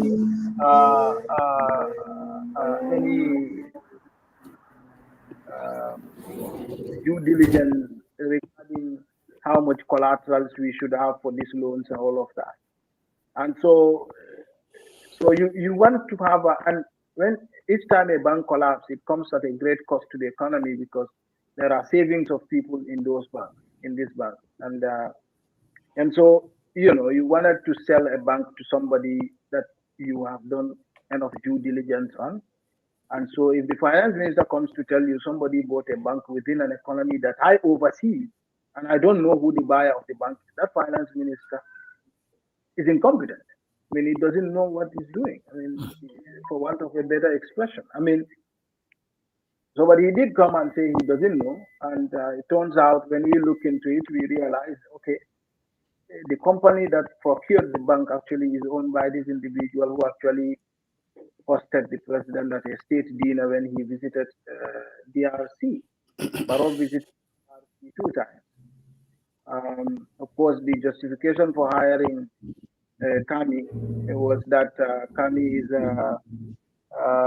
to bring investment in the Gambia, but there is a very little, if any, investment. In fact, if you go to the export import record information on of the Gambia between countries, other countries and the Gambia, DRC is not even on the list. Not any list we have seen that DRC is. And so there are questions regarding what sort of priority this is, and so you also want to make sure that you don't give banks to people who are involved, who might be involved in other things. But that is why you do due diligence. Also, somebody who could use the bank to issue securities that even the bank cannot, securities that even the bank is not qualified to give. So, for example, I can own a bank in the Gambia, and I will be, let's say, for example, I'm living in Nigeria. I can own a bank in the Gambia, and then I can, each time I got a heavy contract, I can use my bank to issue a security for me, even when the bank is not in a position to, because for you to be able to get that kind of security in private banks, you must have done, there would be a series of due diligence you would have conducted. Or would your bank conduct that kind of due diligence on you? No. So there are a lot of things that should have gone into the thinking of choosing who the buyer of the bank is. But this is not what our story is. It's me now who is going into all Yeah, this yeah, stuff. yes. I know. I'm trying to explain the rationale, the irrationality of the finance minister saying he does not know who the buyer is. This is stupid, right? Now, the other issue is that so the president, the company that belongs to um, the president's nephew, um, not at that time, no. On paper, they were not. Even though when they did go to the bank to transfer the facility from JV, from Winwin to JV, they admitted they were a part of it. And here is the interesting thing. You see, Alaji Kebe owed debt almost, I think, around 12 million to Keystone Bank before it collapsed, even though Alaji kept denying it. But he owed the debt according to record. And then when I checked the import records of Winwin in 2018 and 2019, Winwin did not import anything in 2017 and 2020. But when I checked in 2018 and 2019, I noticed Winwin imported $253 million worth of goods. Now, put two and two together. I mean, Alaji, on one hand, is the majority shareholder. He owed a debt of 12 million he could not pay. And somehow in 2018 and 2019, he imported $253 million worth of goods. Now, the question you have to ask is there a beneficial owner of Winwin? We don't know. Or is Alaji the true owner? Let's see. But in any case, that is why for me, if we publish, you can say whatever you want. You can do whatever you want. We are not God and we are not a court of law. But then these things you cannot bury forever. These facts are already established, and if Barrow does nothing about it, someone else will come and do something about it. I mean, here with Jam, he dismissed everything that people raised, but now we don't ask Jame what we are going to do about those things. We just did what we done about them and move on. Now, the next question that I'm going to ask you, Mustafa, when it comes to uncovering corruption, you are now one of the leading crusaders of that. Your publication is the reason why there is now a commission to investigate a former commission at the National Assembly. Your report is why a former permanent secretary was sentenced.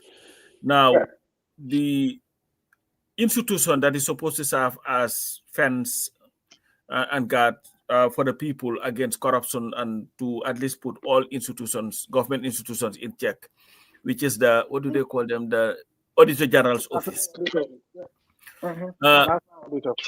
When you saw the the serious overreach by Barrow to replace him unconstitutionally and to place somebody there, which begs the question, like somebody asked me, okay, he asked me this question and he was, okay, what is the requirement? Do you have to have consultation with the Public Service Commission? I say, yes. He was, well, so are you telling me that within one day or so they were able to do this whole thing, do the consultation, appoint this guy? He was, if they are that effective and run our government as effectively, as swiftly as they put this guy in office, will be something else. But the question is, what does it say to you when you see the government deliberately trying to undermine the Auditor General's office by going to all this lens of unconstitutionality? What does it say to you and the work that you're trying to do, especially if you believe that you're not doing it to harm a government, but at least to help a government so that the government would act to correct those measures? Does it so any confidence in you that they will definitely do the right thing? Well, they should do the right thing. I mean, the whole point of, I think the president doesn't understand it. And there is so much it's absolute lack of wisdom in the government. I mean, everybody, the president is the queen of the beehive. Everyone serves the president. If Gambia is under attack today, everybody dies around the state house before they get to the president. That's the fact of the establishment of our republic. It's on that basis that the republic is founded. So you can only, a president who thinks that people are against him is a president who has low self-esteem, and a president who lacks wisdom. That's the reality. Now, in terms of the issue of the audit office, so I mean, like I said, I work very closely with auditors in the Gambia, but I also work very closely with people who are involved in accountability work. And I have had a lot of back and forth. When CISA came to the National Audit Office, there were issues there. Quite frankly, I'll be sincere with you. There were a number of people who are not happy. I think that there were, and CISA's handling of those issues didn't inspire a lot of confidence. And myself, I particularly had wanted to meet him just to chit chat, you know. But I wasn't able to at that time. But what my point is that there were issues, and the government's interest was not in solving those issues, right? The government's interest was just to interrupt the work that the commission, the National Audit Office was doing, is doing. And so they wanted to control the process. They wanted to sort of, because even when Modu was there, before they brought Modu, one of the things that people have said was there are at least, in total, there are 8 senior management at the National Audit Office, all of whom are qualified to be Auditor General. There are 2 deputy auditors.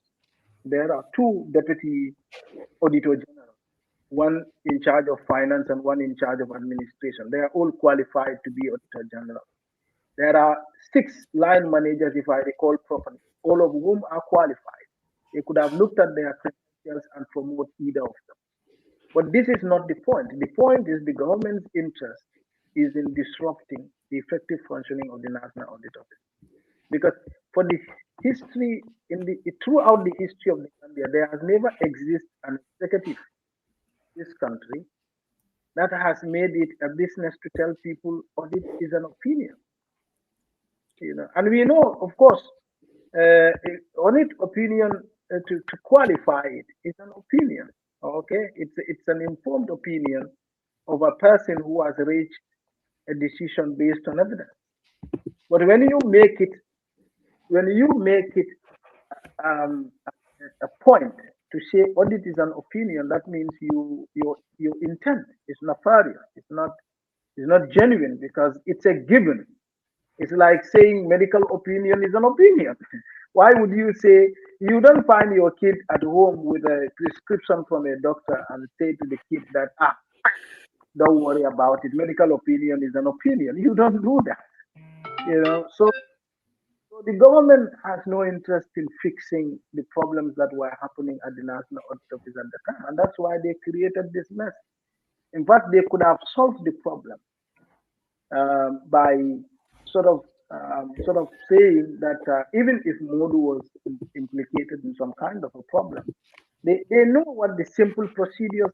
They could have set up a tribunal, a temporary tribunal, just as stipulated in the act, and brought in the required number of people who were supposed to bring in and try Momodu's case and see if Momodu should be removed or not. And if he is found culpable, they remove him and put now there. Rame is there. Both are deputy editors. There is tons of there are people who are managed.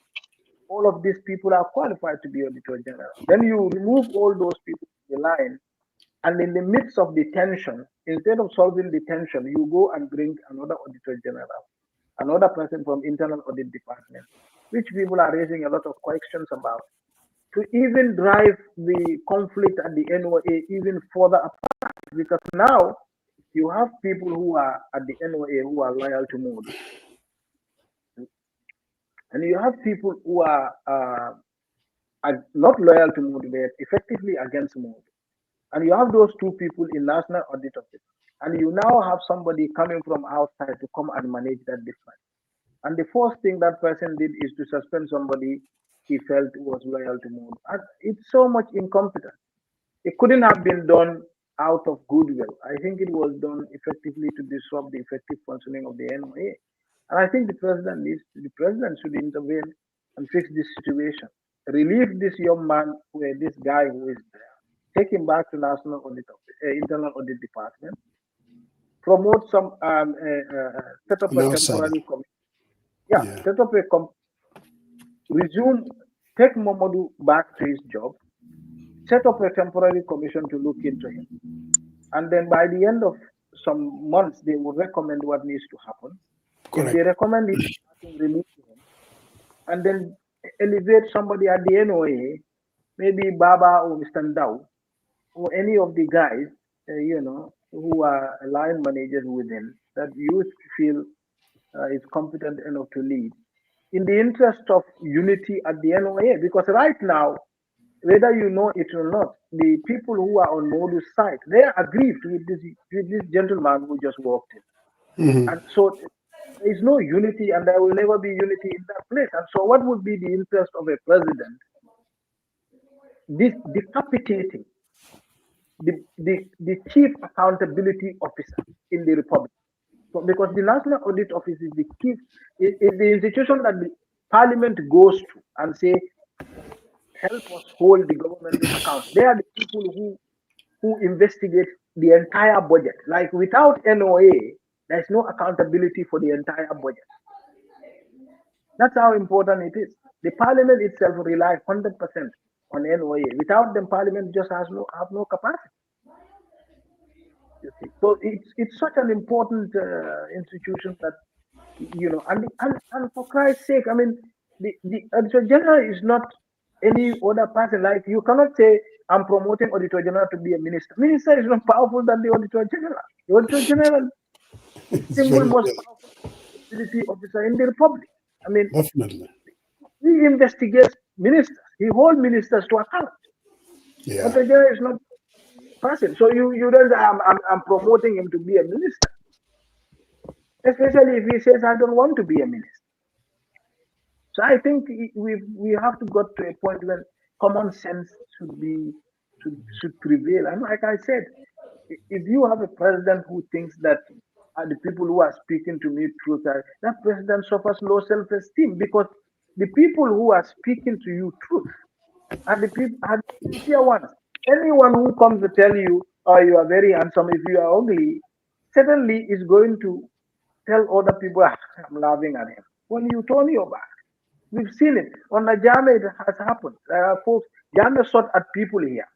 There are people who said, Jame is the best president, is a Pan-African. Today, those people are part of this government, and they are praising the government's efforts to prosecute Jame. This government is using prosecution of Jame as a way of raising funds to prosecute Jame era crimes and to review laws. And you have Sidinjai sitting there, serving a government that is now going to prosecute the very person he said was the best president in the world. You have Babaka Tombonjata doing this. So if you have the same person praising you, you should be very worried. But exactly, court. The problem. Okay. All right, Mustafa. Sarian, go ahead. But Mustafa, let's keep the answers kind of short, because I'm sure you're gonna have a lot of questions. So did you ask the question, or you give me? No. I want you to go ahead and ask. I was just go ahead, Sarian. Oh, okay. Thank you, Mustafa. Thank you very much for coming in and joining us today. We appreciate you. I listened briefly to your report with the Minister of Finance, Mr. Sidiketa, and I think it's the Deputy Permanent Secretary. His last name is Jammeh. And I really, really want to take some, special exemption to the arrangement between Winwin and I believe it's JV or JT. JV. Mm-hmm. So there was this debt and risk factors that, in your reporting you said the government didn't do a due diligence, and it was very interesting to hear the Deputy Permanent Secretary saying the government doesn't make any arrangements. It was a private arrangement between whoever wants to absorb the previous loan and the risk associated, and working and starting this whole venture. And there was also reporting that they said was the facility which he said was given to I think it was Winwin, and Cater was saying that the process was well laid out. It was supposed to be the bank was going to be involved. They're going to have someone out there, and nothing goes out of that warehouse until it's fully paid. And it looks like that fall flat. And based on your reporting, and I know they asked him about the president's, nephew. What I said, they don't make decisions based on that. Was ultimately the banks that does that. So, but based on your reporting, Mustafa, what have you seen as a particular, trend here? Because these are repetitive, and obviously these red flags in terms of the debt in itself, giving it to an entity or a company who has much, I mean, by every facet, it has risk associated and its ability to repay that debt. What was your reporting like, and what are some of the modalities or processes that took place that raises red flag, and you would say the outcome didn't surprise me at all? Because I really watched them. I really don't think I am convinced based off their explanation. I think there is a lot more to explore, and there is a lot more questions to be answered. So, here is the thing. If I have, CD is the one who signed the government sovereign guarantee that covers this loan. So CD is not a neutral party. You don't expect him to come and say, well, what I did was wrong, and so hang me. He's not going to say that. So the reality is that, in my experience, I have this test. If you see something that looks outrageously stupid, and it's a decision a government official did, it's not because they are stupid, it's because somebody is benefiting something. People are very smart and they make decisions based on their interest. Now, why would anybody look at a company whose major shareholder owes a debt to that company, to a bank, and you now go to the bank? It is the Ministry of Trade, when CD was minister, that created this so-called joint venture, okay, and sold the idea to Mambure when Mambure was finance minister, and then approached the mega bank and gave them two companies and say, we want you to choose between these two. Of course, they knew Rahma has no facility. They didn't even have an office back there. So Winwin was obviously the choice.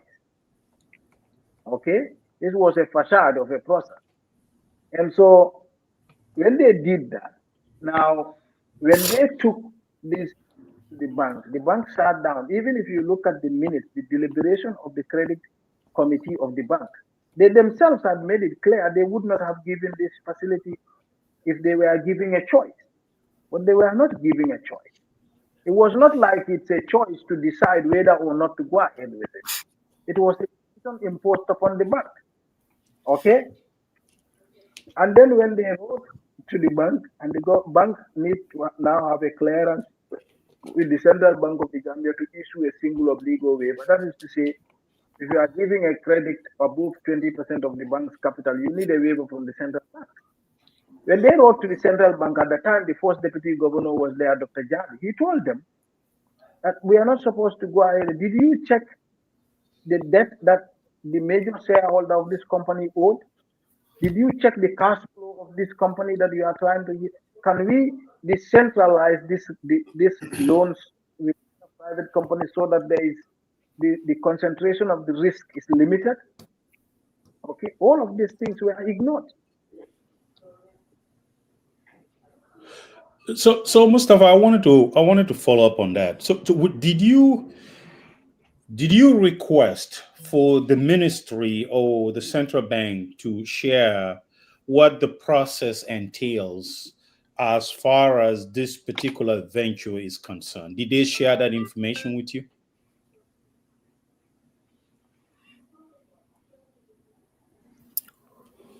It looks like NAWEC has done its job again. They don't like what you were saying.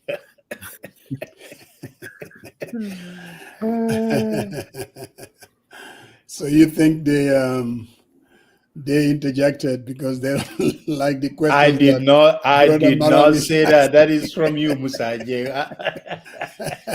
that brother Yeah, Marong is. but I know that, like, if you're a Gambian, Musa and Saria, you have to be really worried, because it looks like there is not a week or month where a major scandal is going to come out, and these are not investigated. They can say, oh, it's not true. Sorry, Yeah. my internet wireless has gone off because there's not being light here for some time. So hopefully there will be light. There will be light soon. Maybe Mustafa, what you can do to save your data? Maybe you can just go audio. Because as we're not now. even seeing him. Yeah, because we're not seeing you. You look like somebody who is in the middle Yeah, of or somewhere. I mean, light has gone out and there is no light in the house, so you can barely see me. So that's what I said. So what you can do, just off your video and then just leave your audio on. That would preserve your data. And okay. Now go ahead, Sarian. So Mustafa, I don't know whether you heard my last question, but my question to you was, I mean, there's a back and forth, about the process and what due diligence been taken. Have they kind of share some documents or a process flow per se, how these two companies were vetted and the process flow from start to finish, where the one company was ultimately selected above the other? Because I know they talk about the pilot. I was a little confused, but if you could share that with the viewers. Sorry, if there was a process in the first place, Winwin would not have been selected. Okay? And secondly, you don't have of any such issue in the Gambia where you have, if these people are interested in just empowering a state, there is a state-owned company, by the way, that's importing rice, Gambia. That's importing other products in the Gambia. It's called National Food Security Processing Marketing Corporation. Okay? If you want to bring in rice, you empower them. Okay? This is not meant to be public. The minister, this has never been subject to.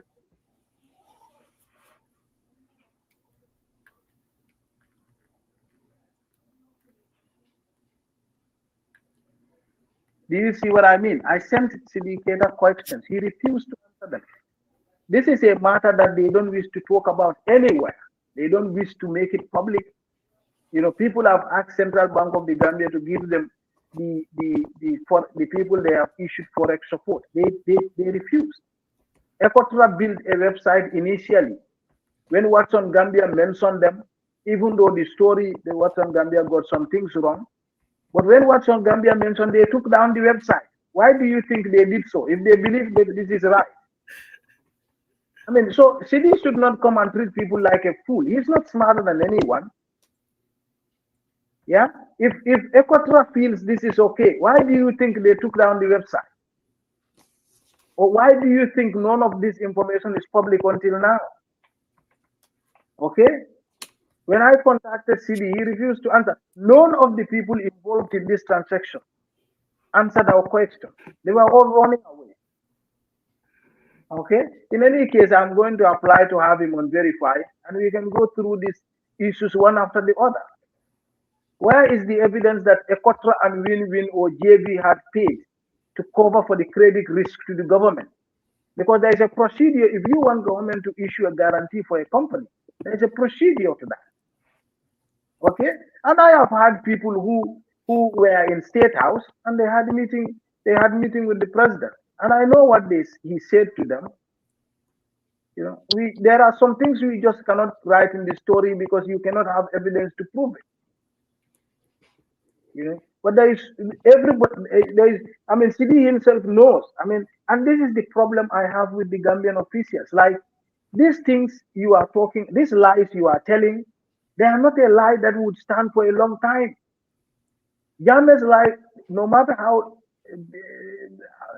how much lies his lies lived, they didn't live more than 22 years. So every lie you tell today, you'll be humiliated tomorrow. Like, why would you lie? If it is wrong, just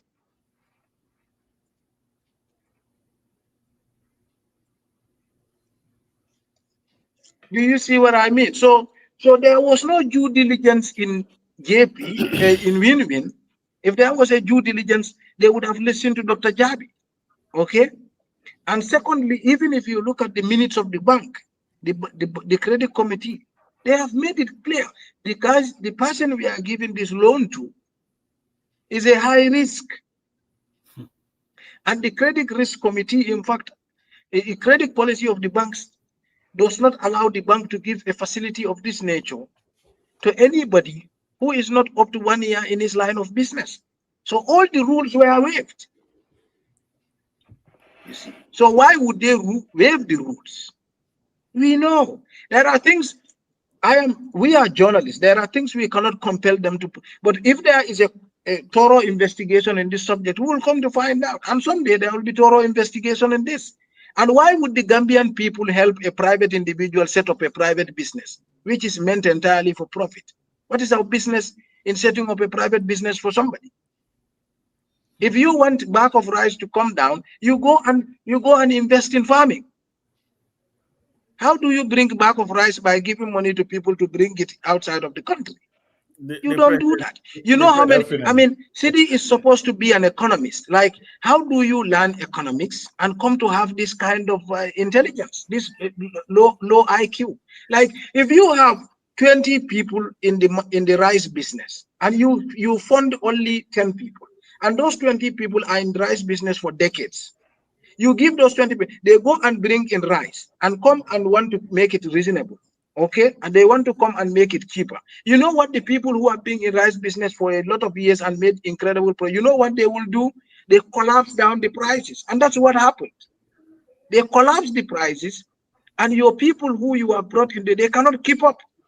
If they want to do what these people who have decades of profit have done, they will not be above water. By the end of the year, they are going to report losses. So is it the city just has no sense, or he is not competent? Thank you, Mustafa. So we shouldn't allow people to just come and play with our intelligence. We did this, we did that. And in any case, the president's nephew is a politically exposed individual. Okay? Politically exposed individual who is very close to the president and is active on the campaign trail of the president on daily basis. If you are going to give any loan to that individual, or you are going to issue a loan issued to that individual, a guarantee, you need to do proper due diligence. In case of failure, in case of the collapse of the business, that is going to be a problem. That is why all financial companies, they make extra due diligence on politically exposed individuals. So our people, you know, we have serious issues here. But if you read that story and you come out to say there is no problem, then there is something wrong with your senses. Really. Mustafa. His name is Mustafa. So I have decided. And in any case, if there is no problem, Saria, can you hear me? No, this is not. Yeah, no, I can hear you very loud and clear. Can you guys hear me? No, we can hear you. We can hear you, Mustafa. Because I can't hear you. Oh, you cannot hear me? Mustafa, can you hear us? It's Winwin. But that story was when I read it, I'm like, are you kidding me? Only in the Gambia. In fact, we need to do some more digging in this. I think that guy is just a front for some people because it does not even make sense, you know. And I don't know how from any the pilot where I got confused. That is why I couldn't hear you. That is why. Can Yes, you? I couldn't hear. Can you No, hear me now? we could. I heard We all can your hear you. answers. We heard you. We had all your answers. So, Okay, good. Mustafa, I've just decided to borrow what I would call the devil's advocate's hat. Yeah, no surprise there. Yes, Well, I pass on a word like that. The devil's advocate's hat. So, Mustafa, I mean, I don't know a whole lot about investigative journalism. In terms of how long does it normally take to investigate a story like this? Whether it was, we remember the story with Batambedu, or this particular one. I mean, let's take this one for instance. From start to finish, when you develop and say, well, you know what, I want to look into this. How long did it take you from start to finish? It depends. So sometimes it takes you 5 months, 6 months, 4 months, you know, sometimes 1 year, 2 years, you know. So, but you know, the thing is that so hold on. You collect one evidence at a time, because here people are super stingy, and these documents are places. So you have Ministry of Trade, you have Ministry of Finance, you have the bank, you have central bank. So you have to. So it takes time. So basically it takes a while. Yeah, it takes a while. Okay. And this particular story, is it fair to say that it took more than, like, from investigating to writing, it takes more than 6 months, right? Well, we started last year, so it should be. We started last year. Yeah, should be somewhere around. It takes quite a while. Now, during this investigation, you did indicate that you have contacted Sidiketa, who was then the former Minister of Trade, who later became the Minister of Finance. Can you walk us through trying to get hold of him? How many times did you try, and how did that whole thing, how did it play out? Because it looks like when everything is said and done, you did not get any response or his take on this whole thing, right? Yes. Well, look, I tried. We sent him questions on his email and on his WhatsApp.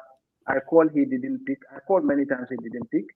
I sent him questions on his two lines, both on WhatsApp. I sent him questions on his email. So I tried. The governor, I tried. I sent him questions on his email. I sent him questions on his WhatsApp. I made a follow-up with the spokesperson of the bank, Mr. Dabo. Right. And he told me, yes, we saw the questions. Hopefully the governor would respond. I didn't hear anything. The former director of the Mega Bank, Mr. Njai, I sent him questions. Mega Bank, I sent them questions. Sama, I sent him questions. We sent everyone questions. Sometimes it's not me, sometimes it's my colleagues. Correct. But each one of them, as they are doing it, I will be aware, you know. So these are issues we are always, you know, aware of, because, like I said, right of reply, it's called a right of reply because it's a right. Right. Yeah, because it's a right. So you have to reach out to these individuals to explain to you the circumstance, okay, under which these things happen. Exactly. Well, and you know, the thing about it, Musa, in investigative journalism, is that you know more than you can say. There are things you know for a fact, then you don't want to, you don't have evidence to say. Okay, but we will see when this thing comes to be investigated thoroughly. We'll see what happened. What happened? How it happened. And I'm glad you also did mention that you will be hopefully you will want to bring Sidiketa to your platform, Verify. And we would also love to have him on our For the People, by the People, so that we can ask the questions as well. Because like most Gambians, Pasamba, when I read the story as well, I mean, the very fact that the person at the center of it was is the nephew of the president. I mean, like the Wolofs will say, the fatal hell. You know, I have a hard time, putting my arms around something like that. Most people would think me is absolutely very suspicious. But what do you say to people who say that the way Mustafa operates when it comes to his investigative journalism to a particular story, he has already made up his mind, and when you read the opening salvo Pasamba said Gambians don't read. They don't really get into the meat and potatoes of it. But what Mustafa has a tendency to do, you read the opening 2 paragraphs, it's like nga jital nit nga jël sa touchlight bi nga ne len fi nga sété. And then you lead them. You lead them to what you really want them to, where you really want them to go. And by the time you get to the meat and the potatoes of it, I mean, you know, these things are very complex. And Gambians don't read, they don't understand financial jargon. So I just want to go back and revisit your opening salvo, how you kind of lays it. You've already set up the tone. Now, where you have here, you said, you open it with like, inside the multi-million-dollar Gambia government venture that makes president's nephew a major food importer, you said. Yes. And then you get into the, before his uncle, before all this guy, you pretty much say he was a nobody. He was working at major. Hold on. Please. Just bear with me for a minute. Bear with me for a minute. It's like you're setting the tone. You're like, look, here you have a guy who was nothing more than a cashier at Majum before that, collecting rent properties at his uncle managed property. This guy, and when you look at it, when everything is said and done, you're looking at $31 million of taxes that were paid. So obviously this guy was a nobody. All of a sudden, he has become this big tycoon. You went on. Again, don't you think if the whole idea is investigating something that happened, like you go approach it with the meat and potatoes, but people are saying, this guy has already made up his mind. He already has his thesis together, and all he's doing is reaffirming by saying, okay, this is what happened, this is the thing, and then fine to reaffirm it. Do you think it's fair to the principals? Especially, you said it took about 6-7 months. Mr. Keter, I mean, I watched his show yesterday on Saturday, on the brunch. I'm just thinking that this is someone that you really needed to talk to. And you said you've tried. You called him, you sent questions. There was no answer. I really want to, what do you say to people who are saying, look, Dabo made up his mind. He wanted to say that we live in a culture of corruption. These are corrupt people. And that, and then he just filled in the gaps. What do you say to that? Well, I would welcome conversations of this nature, but this is what I tell people. If you read our story at any point, before you go and make claims, tell me, let's go through the story one piece at a time. A company like Winwin, did it exist? Yes, it did. It did exist. Did Winwin get a facility of 213? Yes, it did. Is there a majority shareholder in Winwin called RJ? Yes, he was. Yes. Was he a debtor at Keystone Bank? Yes, he was. Right. Should you have given him a facility on the normal cycle? No, you shouldn't. Okay. Then later on, what happened? It collapsed. He incurred charges of up to around 50 million. Somebody else came. That somebody else who came is in fact part of Winwin, and that is the nephew of the president. So the nephew of the president was part of him all according to themselves, according to them by their own admission. How are they part of Winwin? Because they are the ones who wrote to the mega bank to say, we are part of the Winwin. It's in fact our collateral that was used in the facility. Transfer this facility to our new company. That new company was created less than 6 months before it was transferred facility in violation of the bank's credit risk policy. So forget about all the risk associated with Winwin. You now waive another rules and you give that facility to this person. And use the Ministry of Finance to issue a guarantee for this individual. This is a private company. Okay. So why would everybody use special cases? Right. Okay. Why would anybody be that special? So we have already done our, you see, this is what, people, they come up with. So that is why I said, whenever we publish our investigations, what we want critics to do is to go through the facts. Okay, tell us this is wrong. You said this, but this is wrong. You said this, but this is wrong. That is why we put timelines, we put dates, we put everything. Absolutely. We reference documents, and so what these people do is it's coming up with, with conjectures, all these things to just distort public perception about things. Okay, but the So first issue, the issue about investigation is that you make a conclusion. That is the whole point correct, of investigative journalism. So you correct, assemble facts, and correct. what facts tell you, you write that. So by the time you are writing your lead, you have already known what happened. So you are making a conclusion. You're not suggesting, and you are not writing an opinion. You're Right. making a conclusion on the evidences that are already available. So if somebody has a contrary facts to the evidence, that person can also point that out. So let's go back to the rationale, as far as they're concerned, and the way you portrayed in the piece. You basically said that you kind of, I wouldn't even say implied it. You made it quite clear that the rationale has something to do with the 21 elections. That the only reason why they were doing this, but prices were high, and they wanted to do something like this.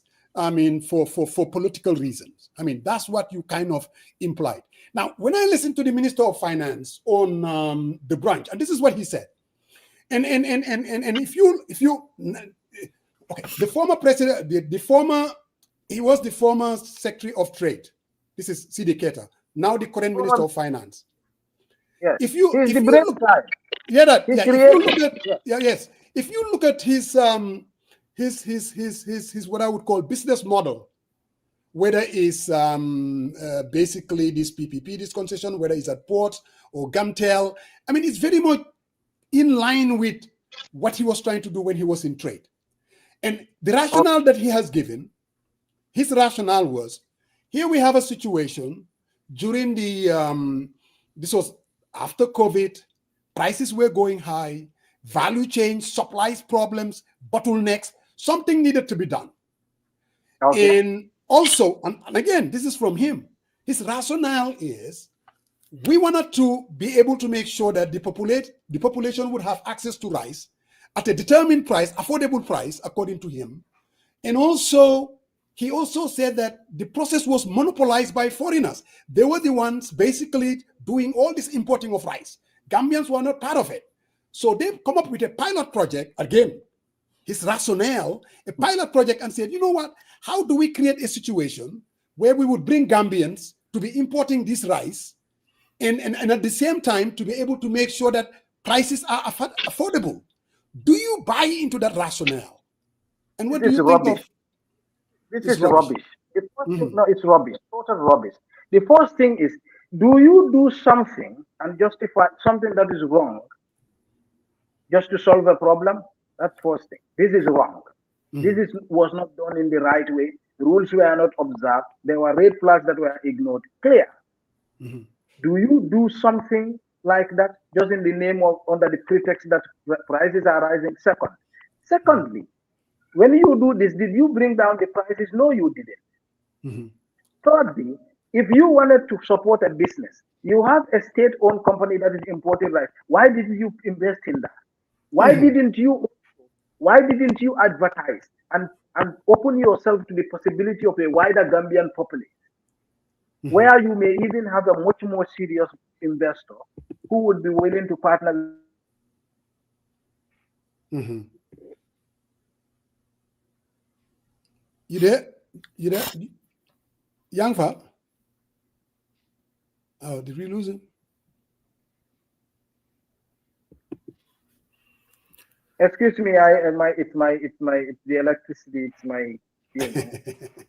Yeah. Exactly. So why would you also limit those possibilities? Like, you have a possibility where you can float this, and a lot of people could be interested. Correct. Where you will have an opportunity to select a much more somebody who is established. That's the third thing. And the fourth one is, what was the outcome? Why didn't you tell him after COVID? Because these people, they did everything under the excuse of COVID. Even the COVID rise aid, they gave it. They go and select some so-called businesses. A lot of them were unable to supply rice. They give them to their connected friends under the name of, we are helping people. We want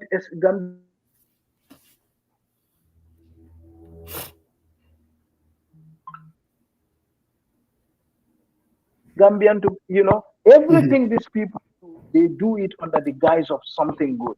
Yeah, this is what. But do something right. Correct. Okay, do it publicly, do it openly. Okay, and that is what they do in this case. So all the excuses they are giving around, I would be happy to have a talk with them on this subject. Yeah, I think it'd be very important, though. I think so too, and I hope so. He would come to your verified. But I will reach out. I will write an email to him, and I will also make a call. In fact, I've already reached out to somebody at the Ministry of Information to be able to set up a conversation. We'll go through all this. I think it's important. Why did you not do this and that? Why did you not do this and that? Why did they follow this rule in the name of, okay, we wanted to establish a Gambian in the rice business? Like, how many Gambians do you have in the Gambia who would be willing to import? Right. Yeah. If Musa has an opportunity to let's say you have a house in Gambia. If you can just you can't put up your house as a collateral in the bank in the Gambia for the bank to give you $230 million facility with a guarantee by the Ministry of Finance, and you to be able to access dollars through the Ministry of Trade. Are you not going to go into rice import? There was and again, I'm just going to say this, Pastor, and then you can ask a question. No, go ahead. There was something else that they kept bringing up, that when you mentioned the 230 million facility, unsophisticated primary school dropouts like myself and a whole lot of Gambians, I mean, that you did not make the distinction that this was not, basically you said this was an overdraft facility, which basically means it's deposited to an account that they have access to. And their distinction is, look, this is no overdraft. It was basically an LC, a letter of credit, meaning that, again, the money is not given to you as the importer. In this case, in the case of hold on, maybe you can help us. There are a lot of people watching and myself too, just to clarify. They're saying Winwin. Winwin was not given an overdraft. Winwin was given an LC, a letter of credit, meaning that Winwin will go ahead and import this rice. And when no money is involved. All they did was they paid even the 15 million that is supposedly the loss that Winwin owed was basically finance charges, because the rice never actually came to the port. So the rice was never imported to the port of Banjul. The 15 million that was lost was basically finance charges in relationship to fees for the facility, the LC per se. Do you make the distinction whether it was an overdraft, or does it even matter whether this was an overdraft or a letter of credit? You see, Musa, these people, they take us for fools. When they come, they make things look like the rest of us have no sense. They are the only people who have sense. They bring all these jargons. Or it's typical of CD. He came up and said he will give you deliberately, even in the parliament, he's fond of this. He gives you some stupid economic jargon and make it look like this is intelligent. This is not intelligent. Whether it's an overdraft facility or a letter of credit, what we said in the story is clear. The money there was no physical cash handed over to Winwin. Okay, but product is cash. Okay, so Winwin is going to determine, they're going to contact the suppliers, and the suppliers are going to deliver the product, and it's going to be paid by the bank. And when the bank pays for the product is going to come. What's the difference? What is the difference between giving me cash and you handling the cash? But in the end, you are doing the same transaction that I want you to do. What's the difference between those two? Because in the end, even if you give me money, I'm going to buy that. So what's the difference? Hello? I think he's still having problem with the internet. Yeah, and I agree with. I think sometimes when you want to confuse people, they make it as, the people who are not sophisticated may not understand. Musa, if you were to give me a loan of 230 million, or you tell me, you know what, you have an overdraft fee, or overdraft, whatever they call it, for 230 million, just spend whatever, just use your card. It doesn't matter. Write checks. Even if you don't have the bank will cover it. What's the difference? Okay. What again? Their argument is, and again, I want people to understand. I'm not taking sides here. I just want to. What they're saying is, if it's an overdraft, it means money. Pasamba Jau, let's say I give you an overdraft. The money is deposited to your account. You have access to it. A letter of credit, there is a control mechanism that is in place, meaning you order the goods. When it gets to the ports and it's confirmed that the goods is received, I mean, it's in your account, and then instead of purchasing a letter of credit facility would be basically, yes, you go ahead and order it. Now, bank to bank laneka until the goods arrive and confirm that it's received. Understand what I mean? Then the bank would. I mean, I'm just trying to make. No, Mamla, even the overdraft protection is not necessarily the money is available there. The bank just gives you the latitude to spend more than you have. That's it. You know, you have overdraft protection. So yes, I can spend. I have $50 in my account, but I can spend 100. The bank would allow me to use money that I do not necessarily have that I would have to pay back later. The issue, Musa, here is anywhere you dice it, anyhow you dice it. Right. You have Gambians who've been in this business for a very long time, but you conveniently chose the nephew of the president and say, you know what, your company will going to give you this thing. So it's not this. Never defend one. You cannot claim accountability. You cannot claim due diligence. Okay. You cannot claim any of that. So Pasamba, let me give you what they said with the nephew and how it happened. I think Sariang, you watched that show to the brunch, right? I missed it. Dabo. Sariang. I think Sariang watched it too. So, no, I watch it. Yeah, I watch it. So this is what they said.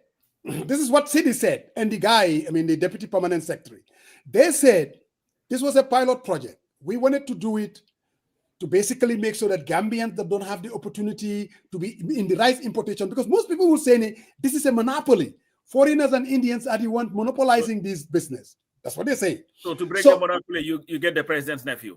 No. This is where it gets juicy. They said it's a pilot project, so they put it out there.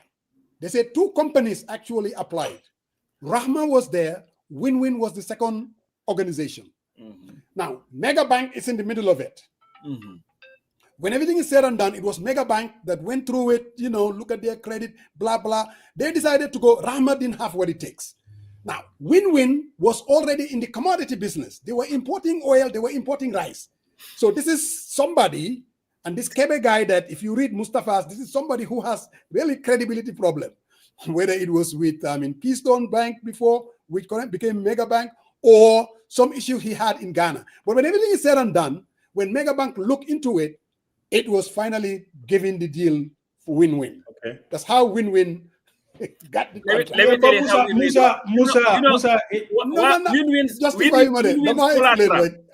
Winwin's collateral is none other than President Hadama Manasi Barrow. That's it. No, it doesn't. Hold on. They said again. The story is Winwin came. They got it because they had the logistics. They were importing rice already. They were importing oil already. They had, warehouses where these things can be taken.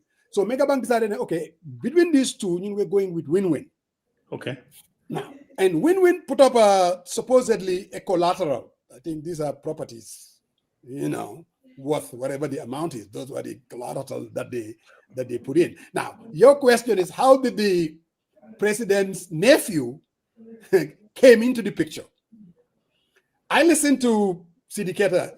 Well, one day, let's share the pie a little bit. Go ahead. Sorry, go ahead. It sounds like you are a lawyer here defending what is on. No, I'm not a lawyer. No. Sorry, that's a law. No. I'm just saying. I'm just wearing my devil's advocate hat. Okay, to explain. But here's the thing, Musa. Yes, sir. When even those at the venture has been in business, but that venture also has risk exposures in terms of the ability to pay that loan, even though that person has been in business for more than 1 billion years, but doesn't have enough liquidity to show that it has strength to pay out that loan? What is the mitigation factor here? And I think either way you say it, there is faults and there is holes everywhere. I think that is the premise of my argument. With all due respect to city, even though Winwin has been in export business, but they didn't have the ability. That's why the thing collapsed. And they should have captured that at the end goal. So if someone had a 30 billion default on his ability to pay that, but he wants additional money, you were able to guarantee that, you know what? You had experience, you had a warehouse. Oh, you know what? I am going to approve the additional, which I think if you look at what Mr. Jabi said, Dr. Jabi said, it makes complete sense from a risk point of view. Correct. Is this going to collapse or are we able to approve this? And I think that is what the argument should be based off, not about this and this and is the ability of that company, whether it has enough liquidity and its standing, credit standing, to be able to repay this loan. And I think that is where my so just to again, and people are going to think that I'm taking briefs for. I'm just giving the other side of the defense. We all know that the president's nephew is nobody. We know that. I mean, that is a fact. He's nobody. Hold on. So how did the president's son come into it? And the nephew. You're the one who said, oh, you set the stage. You're basically saying the president. Oh, that's the truth. Amadou Sani was nobody. We don't even know him. But hold on now. Okay. Let me give you the explanation what they said, how the president's nephew come into play. They said Winwin, when everything is said and done, he was given the letter of credit to be able to go ahead and order this rice and oil, whatever. It never happened. The supply never came. And Pasamba, in answer to your question, the control mechanism, what they're saying also, if Amadou were to, not Amadou, if whatever his name is, the other guy, the Winwin guy, if he was able to order the rice. No, the president's nephew. Let's just listen. No. Before the president's nephew, I'm not talking about the president's nephew.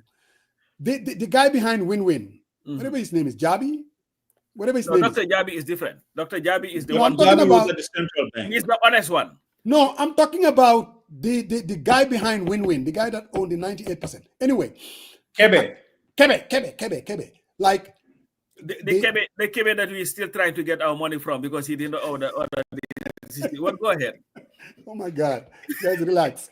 So what Sidi said was, if the rice were to come to the ports, actually Megabank was going to get involved. The rice would be taken to the warehouse, and a Megabank actually will be involved in every money, the purchases that are done. They will collect the money. So in other words, it wasn't like they're giving this guy 230 million to order the rice and Sarian call it a loan. To them, it was nothing like that. The control would have been, Megabank would have been involved. And if there is a net profit, according to Sidi, 70% of it would go to Winwin and 30% would go to the government. According to Sidi, he said that was the process. Yes. But it was never executed. Let's be fair. No, wait, baby. Because the rice never came. So there was no selling of rice and revenue collected to even determine profit or non-profit. The 15 million that came out to be the problem, these are LC fees that were already incurred by Megabank, because the other international banks are saying, whoa, we already spent 15 million. Someone has to pay for it. Who owned it? Winwin was the person responsible for that fee. He couldn't deliver, and here comes JV and Amadou Sani, the president's nephew. They get the information that here you have a situation. So they went to Megabank and then they said, you know what? Why don't you pass the liabilities to us? We will take over and we will pay the 15 million, but also give us access to that facility, the LC facility. We will be able to import the rice. And this is where the Amadou Sane's, the president's nephew come into play. And maybe I think Del Alexandra is right. The reason why they want us to start talking about it's not overdrive, it's LC, so that we'll be here talking about semantics. The whole issue, this whole thing stinks to the high horse. It does not make sense, Musa. Anywhere you dice it and slice it, anywhere in the world, except in the Gambia, is outright abuse of authority and corruption. The only other person who would do anything like this, Jammeh did it, and Donald Trump here. Coach, it's corruption. Anybody else would have done it. Coach, I am very interested. Today, with all the money in the world, all the collateral sit, you know, like win-win. They would find a way and say, you know, Sarian lives in Vancouver. He may not be very much trusted, but no, this was done, and you know what?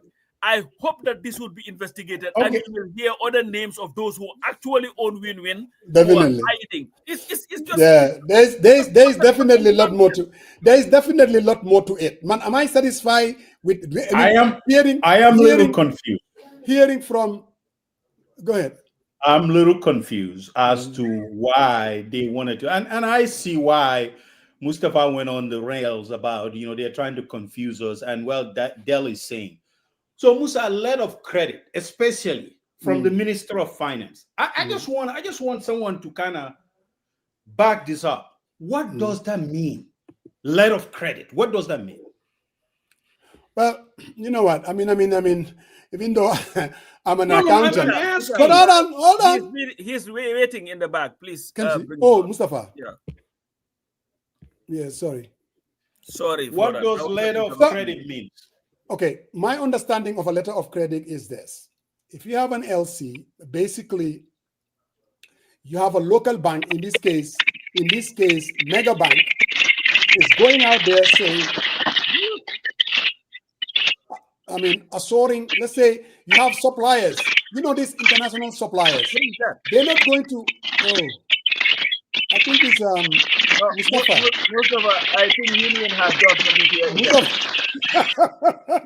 Mustafa. No, okay. Just very quickly, Sarian. My unsophisticated answer is this.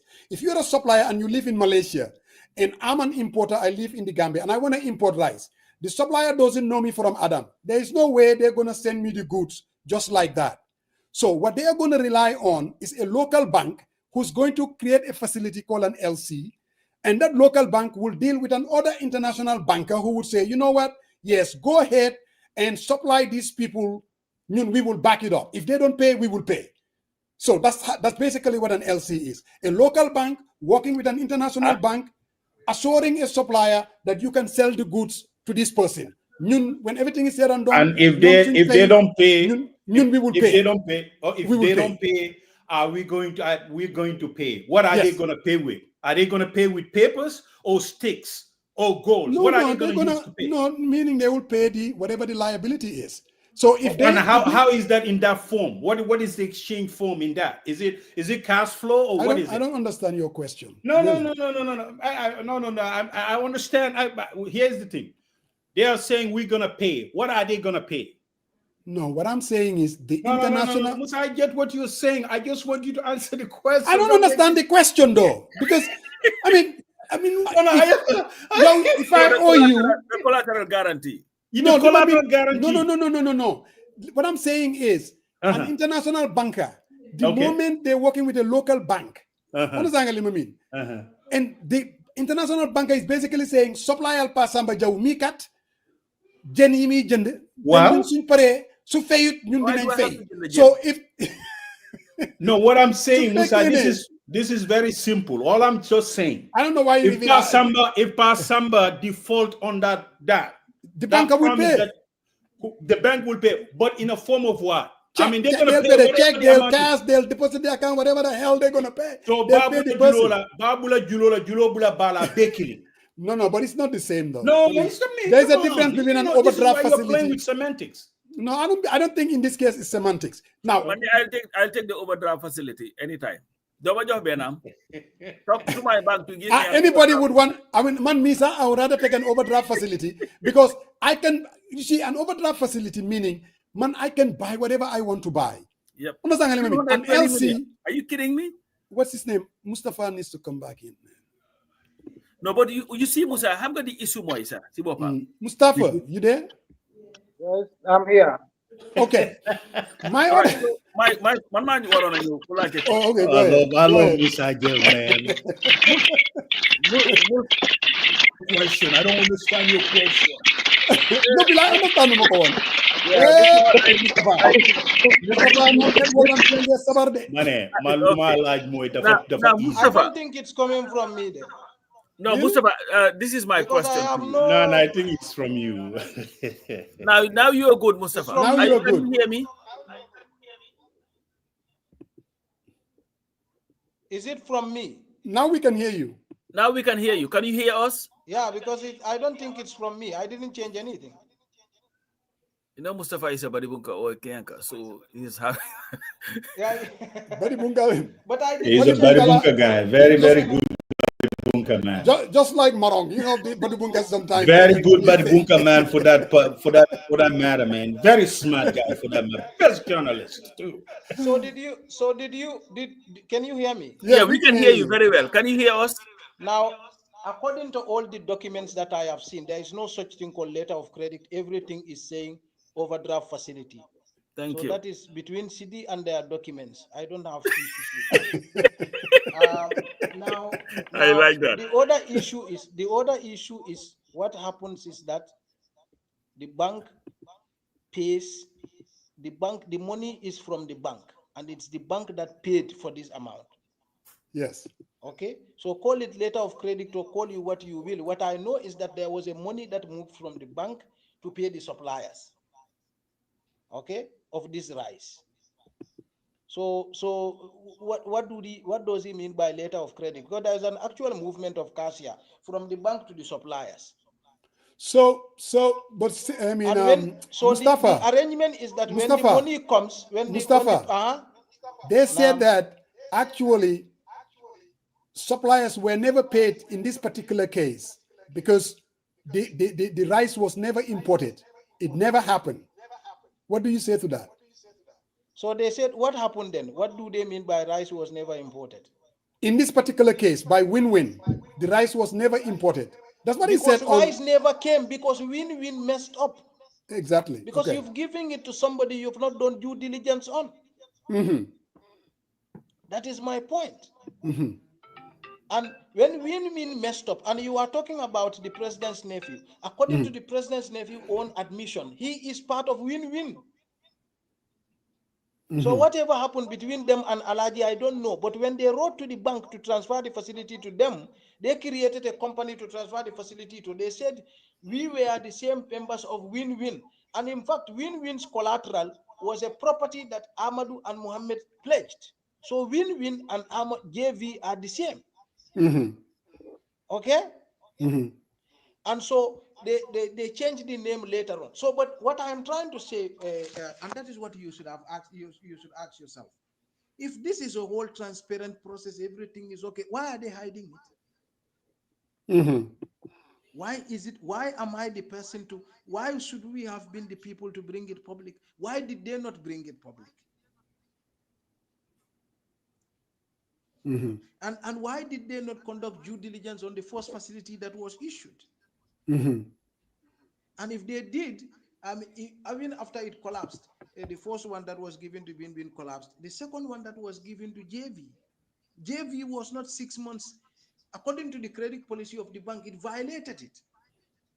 So if the bank was, in fact, I spoke to people who were in charge of issuance of this loan, and they were clear. If this didn't come through the channel that it did, we were not going to issue this. This was never going to be issued to a private individual. So that brings down to the issue of influence. One of the ministers concerned, when I called the person, I wouldn't name him because he said he doesn't grant me an interview. Of course, we spoke for 30 minutes, over 30 minutes, maybe 15 minutes. And after that, he said, no, but you cannot quote me. I said, but I'm giving you a right of reply. So if I cannot quote you, that means this interview never happened. One of the first things he told me was, when I wrote to him this, he said, that doesn't make sense. You cannot put up this kind of collateral for a private facility. And in every case, if this intent is so genuine, and they said it's a pilot project, why hasn't a second one been issued since then? It's not true. It's not a pilot project. It is for this company. If it is a pilot project, why didn't they issue a second one? Or did they tell you that they've issued a second one? Because I heard he said he's mentioning the jar oil facility. That is different from this one. You know, the jar oil facility, there is a facility that the government, an investment bank has. And that investment bank has its own standards of due diligence that they have to. So jar oil merely applied. And they are going to go through that bank's rigors to be able to access that facility. That is not the case here. In this case, rules were waived. So there are two different standards, and so, and for me, if they are saying everything is right now, why don't they encourage the parliament to now open an investigation and see who is right, us or them? Yeah. I think that's what I they mean, should say. I personally, yeah, just for us to get to the bottom of it, and if they believe in their story, I think they should give you an interview on Verified, not only CD himself, but also the governor of the central bank, Boasedi, whose name also came up because they were basically providing the forex that was needed for this company. I mean, forget about this company. They provided forex for a series of companies. Now, the point is, even that forex, why is governor sitting on it?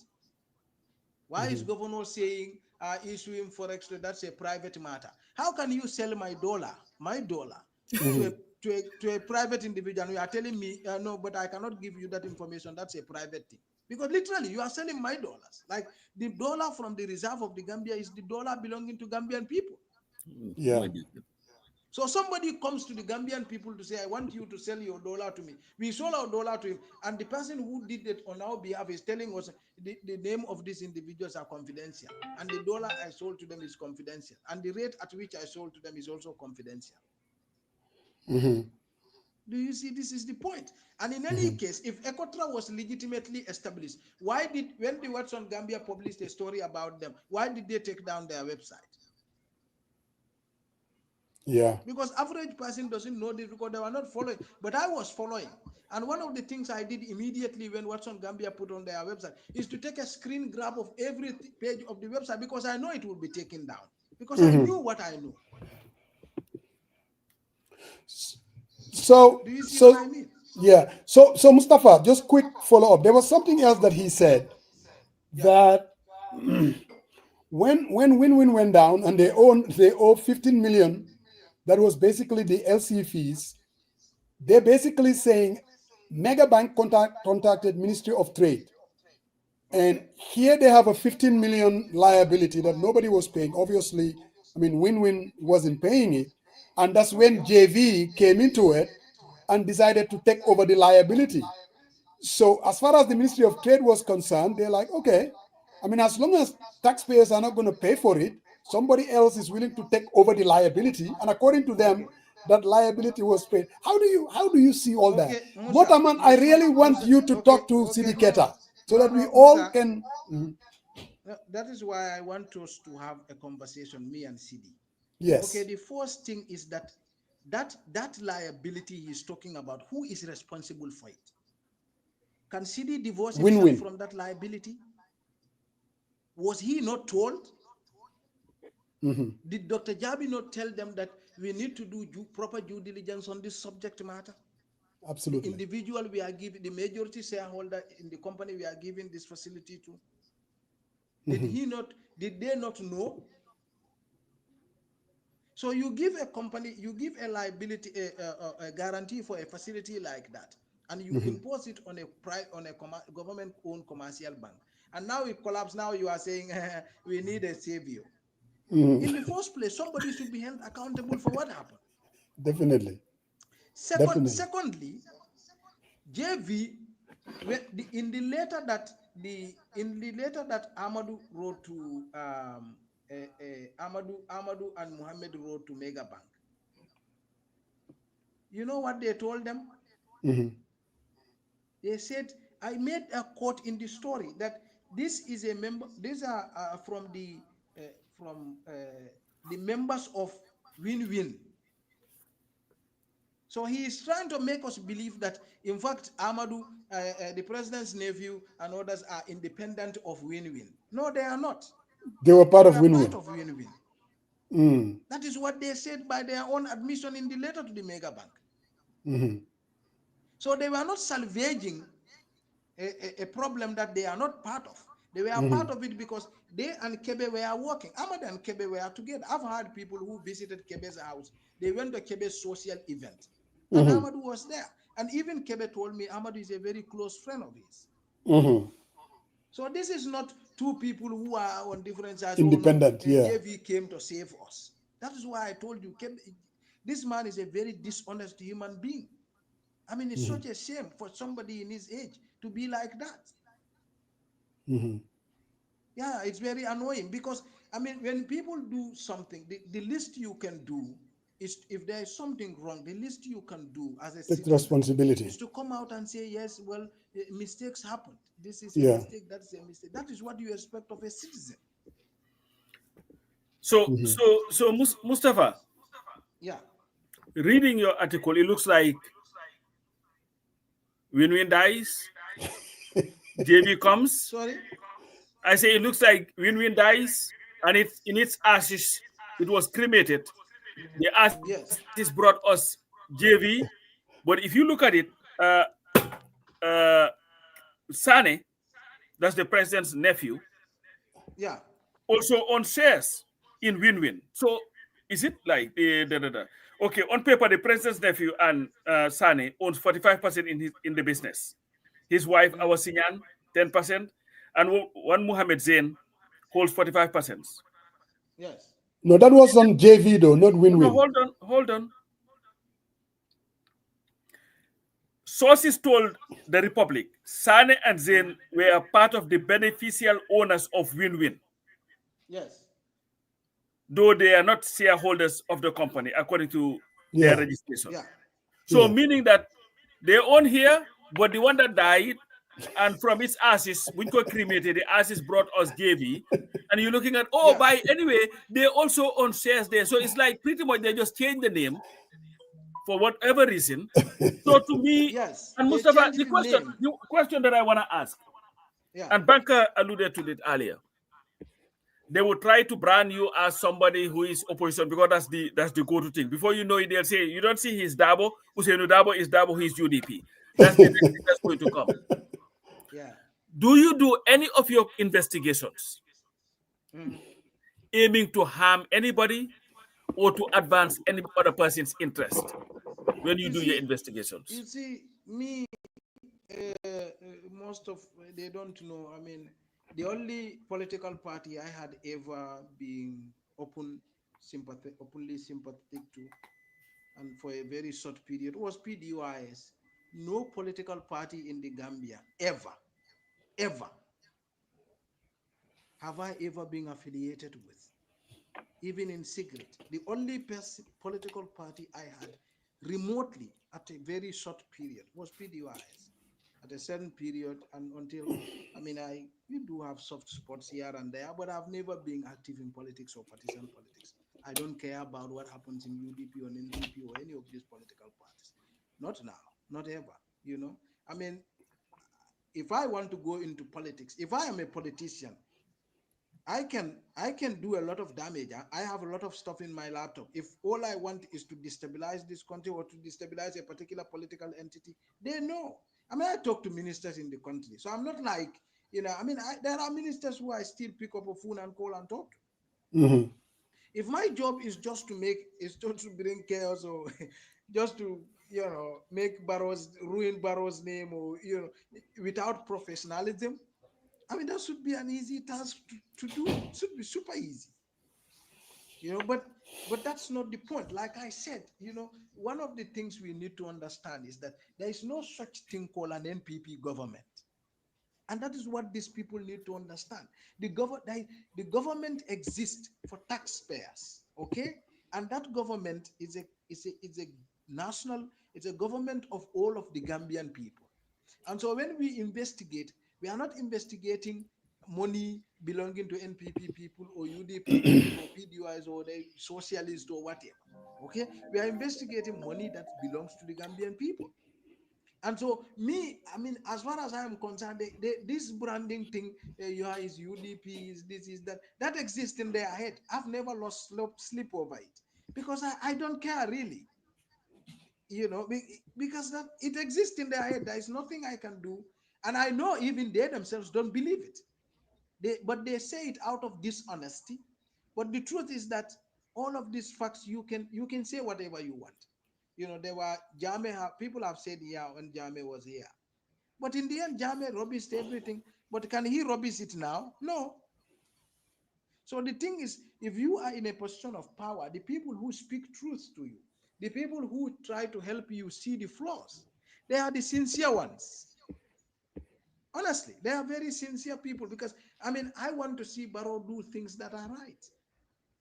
Genuinely. I mean, like I said, the president is the queen in the beehive. If he has issues, the whole of the hive does not function productively. But if he does things wrong, the whole of the hives also does not do things productively. So we work in the interest of the president and we work for the president. But if the president does not feel like that, then that's sad. But I don't lose sleep over being branded this or that. I know it's done out of dishonesty. Even people who did so, they don't believe it. I mean, we have done the Jame asset story. When folks think that, a lot of folks welcome it, particularly some NPP people, APRC people, they love it. But there were things you are going to do that they will not love. So, Exactly. I just do things like that. Yeah. Well, Mustafa. No, I have a question for Mustafa, and no, go ahead. You highlighted in your reporting the rice that was donated by Japan, but somehow it ended up being sold to the public. I mean, can you share more details with the viewers? What does that entail, and what your findings are on that? So that was just a passing thing we highlighted, and I think that needs further clarity or further work. But so I'm not going to be able to speak on that. But what I can say is that rice, they are the people. It's Amadou and Mohammed who, when they were writing to Mega Bank, mentioned that to the bank that they have that grant rice, because the Japanese government, they give a grant to Gambia government. So this grant is in the form of rice. So you sell it. When you sell it, you can finance other development projects. Okay. But you can also sell it at a subsidized price. So government usually sell it at a subsidized price. When they do, then they put the money into something else. So usually these contracts, they give it to people to sell it. So Amadou and Mohammed were essentially saying they were given the contract to sell that rice. That's what they were saying in the letter to the bank. We just mentioned it just for the sake of it, but that thing needs some further work. So I would rather we don't deliberate on that. It would, But essentially, that's what the Japanese rice thing is about. It's a grant that usually government of Japan gives to Gambia government. It's on a yearly basis, I think. Thank you. But like I said, if they believe that what we wrote is wrong, and they genuinely believe what their position is right, how about they encourage the parliament to investigate this? Isn't that the solution? Definitely. Yeah. So, how about they ask the auditor general to audit this, because this goes to the foundation of how the mega bank also was sold. Yeah. So how about they ask the audit office, the national audit office, to audit this, and let's all chill, let's all keep our cool head, because like I said, the republic is not people, it's not a court of law, and the republic is not. We are not God-appointed people. We are human beings. So if they think that what the republic wrote is biased, is not true, now let's get the national audit office to audit it. And then we'll From see. the sale of the mega bank to all the facilities that were issued by the bank to this particular facility, and let's see what the outcome is. Isn't that the best? Isn't that the solution? Definitely. But at least, Mustafa, for starters, I don't think it will be a bad idea if Sidi can come to your verify, and then Yeah. because again, what was missing in your piece was his side of the story, because like you Yes. said, he never responded, Yes. and so somehow he was able to go to, was it after the effect, to the brunch to tell their side of the story. And some people say that maybe Lamin Cham did not ask the right questions, but at least if he were to come on your program, I mean, all these things can be dissected, because there's no doubt, there's not a single Gambian out there, myself included, who's not going to look at this and say, well, wait a minute here. Did these people create just dummy companies to make money? Or is this conspiracy? Is there a lot more to it? Some people are saying that maybe this is all Barrow is behind it. And it's all, he owns Winwin, he owns this, he owns that. Maybe it's ridiculous, maybe it's crazy. But when everything is said and done, it's about something transparent and open. And I think coming to your program will be the beginning. Because I'm beginning to have a total different take on this inquiry business. Sometimes, because I've been watching these inquiries on, and then it just goes on But and Musa, on. Musa, I just must add, it's going to be up to the Honorable Minister of Finance Right. to set that bar and follow up and go to the program. Mustafa cannot impose on him No, to no, come I'm to not the talking about imposition. I'm just saying, the first thing to start with, it's for, man, if I were Sidiketa, I am telling you, I'll be reaching out to Mustafa and said, you know what? I want to come on your program to tell my side of the story for open and transparent, just like he did going on Lamin Cham's brunch to tell their side of the story. Because again, if you believe that you are not involved in any kind of corruption and that the rationale that you had was this, now people can agree or disagree all they want, but you can say that because the way they put it was this was a pilot project. What I believe in, we wanted to regulate prices. Inflation was high, we wanted to bring prices down. The other rationale, we wanted to crush that monopoly owned by foreigners.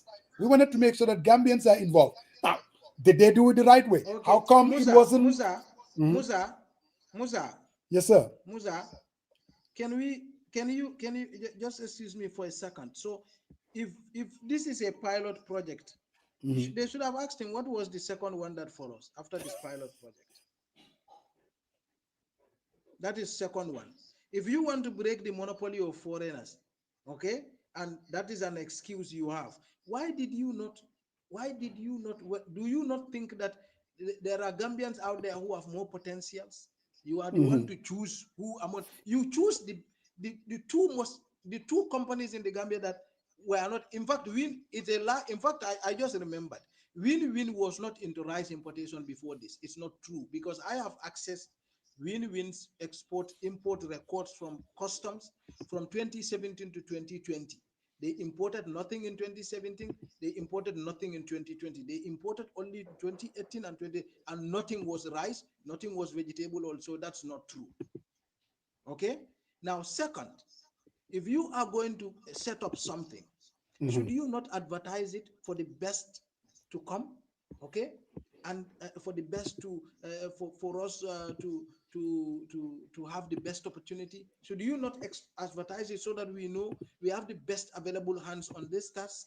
So how was Rahma and Winwin come into the scene? Were they just handpicked, or how did they? They were handpicked by the ministry. This is what every document I have says. They were handpicked by the ministry. It was not advertised. If he says it was advertised, you should ask him on which platform. It was not advertised. They were handpicked. Okay? So this is the subject matter. Now, this is what the issues are. And I think that, like you said, he should come to my platform and we can have interactions, because I know, I mean, I spoke to individuals all throughout this story, and so did my colleagues. And we had, the documents, we can go through them. We can go through all the issues. And also, have you ever heard of a situation like this? Have you ever seen a situation like this, like yourself, Musa, in your lifetime in the Gambia? No, dafa teyal xel mom. Dafa teyal xel. I don't know whether you understand but that. did you ever hear of a pilot project like this? Like in the history of in your history of following government accountability in the Gambia? like where you write to a private company and say we are creating a joint venture agreement. In any case, you have a state-owned enterprise importing food commodities. Yes, that's the other part that I really don't understand. If there's a state-owned enterprise, Yes. that could have been another vehicle that could have been utilized to achieve that, control prices, and at the same time, so I don't know why that wasn't explored. Except maybe because I don't know. Maybe if you use a state-owned enterprise, I don't know. Maybe it's about the risk, and I don't know. I don't know. It doesn't make sense. What kind of a risk would you be able to take for a private individual that you cannot take for your state-owned enterprise? In fact, Gambia government, the biggest burden we have are the state-owned enterprises. They are failing all the time. That's what I mean. If those state-owned enterprises are failing, why would you want to create another one? In this particular case, at least you are limiting the risk in terms of giving it, outsourcing it to somebody else. Let them take the risk. Not any somebody else. No, not any somebody else. No. I'm just talking to the president's nephew. I'm just talking generally. You are giving it to politically exposed individuals, Musa. Yes, that's a problem. That is also one of the issues. Like politically exposed individuals comes with a huge risk. Big time, with huge burden. I told you. I mean, I'm not sure, but I think you said you are in finance, right? Yes. If you are dealing with a project that is going to be implemented by politically exposed, would you not be very careful about it? It's a huge Donald problem. Trump's son were to apply for a credit with you. They do it all now. Don't quote Donald Trump. I mean, they do that all the time.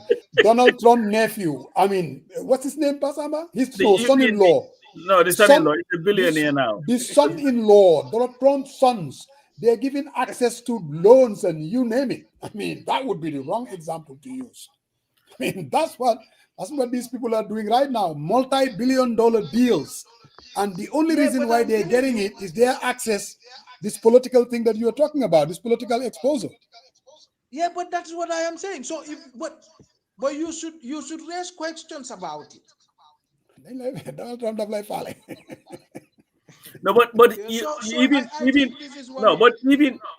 that Sibopam, Donald Trump at the end of the day, they would find a way of the bank to find a way of recouping their money here and there. But if you use the state now as a guarantor, because the state here, the federal government is not going to guarantee a loan for Donald Trump or Donald Trump's son. You do your own thing with the private banks, but the loss may come to the state itself. Right. Right. And that's what where the difference is. Definitely, what is happening here, they can slice it and dice it anyhow they want. If it says Musa Jenks from Kawur, then we'll be trying to make the connection. But Amadou Sane, the president's nephew, it's very difficult. So Mustafa, another thing that they said was that when everything is said and done, taxpayers' money, they did not lose anything. What do you mean? In as much as it is corruption, it is nepotism, favoritism, but the bottom line is taxpayers did not lose anything. What say you to that? Well, I would say to that, we don't know that yet, because, and we are in no position to say that yet, because as far as my sources are concerned, there is still something left on this credit, the last facility that was issued, which is 326 million. There is still around little over 100 million left to be settled. Okay. And in fact, somebody went as far as telling me that the amount of rise in stock is less than the amount of money they are expected to be paid, which means that they are likely reporting a losses. And in that case, it is the central bank that issued a corporate guarantee. In fact, I heard from my friends in the system that, in fact, the IMF raised an issue of this nature, because it's a contingent liability, right? I think that's what economists call people in finance call it, right? So, but the central bank and the Ministry of Finance, they were issuing this kind of guarantees without recording them in the books. Yes.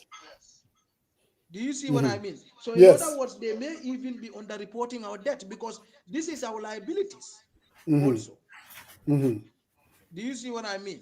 I know exactly what you mean. So if this is totally okay, why is IMF raising concerns about it? And in fact, Musa, if they have done something like this, I mean, you reading this as a Gambian, do you not think that they should have told us that this is a matter of a thing of this magnitude? They should have told us. No, without a doubt. Really, there is the lack of. So There why is did they definitely not a tell lack us? of transparency. Why did they not tell us? Mustafa, when everything is said and done, Yeah. I think it smells. It doesn't. The optics is bad. It doesn't smell very well, especially when you have somebody who is politically connected, and he's the one behind it.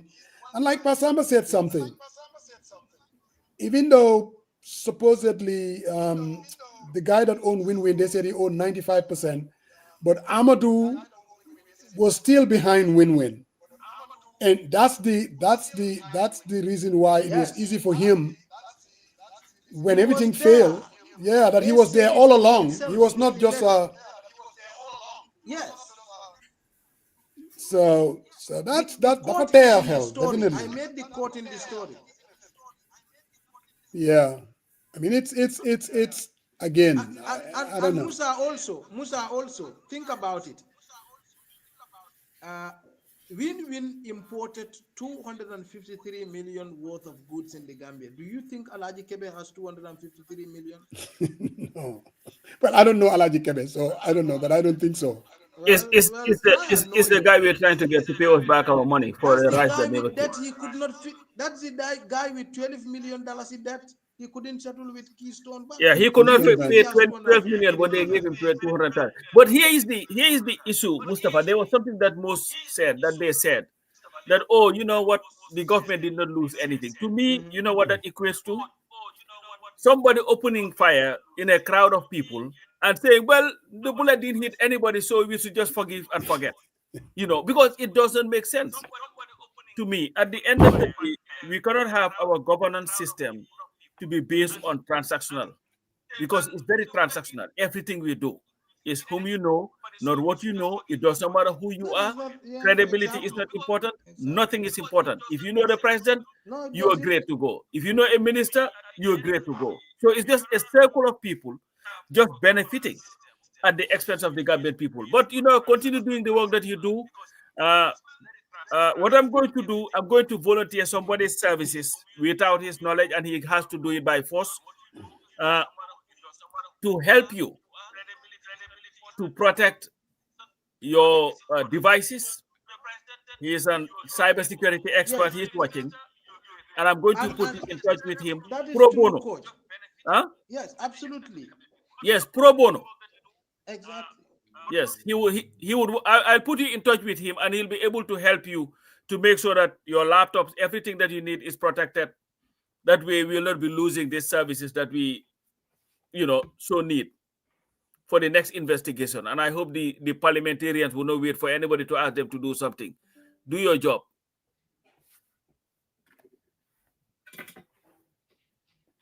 Alaji Musa. Yeah. No, I mean, without a doubt, CD. Like CD? Myself included. He's not CD, he's Mustafa. Oh, Mustafa. Like most Gambians, really. I mean, anytime that comes out of the Republic, I mean, because people know who you are. Gambians are not stupid either. I mean, you have credibility behind it. And that is why, I mean, no one is going to ignore or discard what you have said. And like most Gambians, really, having the president's nephew, even though at the beginning I kind of went back to your opening statements, but it's the truth, you know. I mean, if you didn't have the connections and all of a sudden you have an access to a 230 million, whether it's LC, whether it's YC or whatever it is, I mean, it's really most people. You're at 32% today. Thank you very much. You know what? At the beginning of the program, I struggled with it because I know it. But I can't come here and be just wee like you guys are. I mean, come on now. We gotta mix it up. No, but I'm going to have my boy really help, because I think especially when the website crashed yesterday, I was very concerned. I'm like, you know what, man? I'm going to talk to You know who? But no. Yeah, but to really work with him. No, and without a help him. doubt. Man, I thought, I mean, I want CD to come to our program so that these questions can be further, because there are a lot of questions to be asked. I mean, and again, I mean, man, I've said it here before. I hold CD as a high esteem. I mean, I like some of the things that he's doing. I mean, whether he's at the ports, I mean, his new, I mean, what I would call, I mean, new business model. So I really do. So, but there's something like this, and he's really in the middle of it. I think it's concerning. And I think he really needs to either come to our program, Coffee Time, or even go face Mustafa, the person behind this, this subject matter. And see, now, if responsibilities start to be taken, mistakes are made, I think it can be clearly stated. This was the rationale for us doing this. It failed because of A, B, and C, and you take responsibility for that. That's what I mean, people. So, 32%. Lamin travel.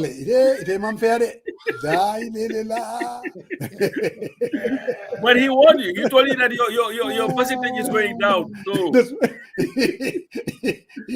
you warned me earlier. One thing I know for sure, man, Dr. Jabi is a very, very serious guy. So, hey, whether Mustafa talked to him or not, I don't know where he drew that conclusion. But if stuff is not going right, he would stood up and say, you know, this is not right. It doesn't smell good. So it's the other person that also definitely needs a lot of clarification is the governor of the central bank, yes. Boasedi. Seriously. I mean, like Mustafa was saying, when you're going to provide forex to someone from our reserves, an individual, a businessman, every businessman would love to have those dollars, especially at a very compromised rate. Bohamne is affordable. You see, somebody mentioned it. I think in capitalism, you don't pick and choose winners and losers. You allow the market to determine that.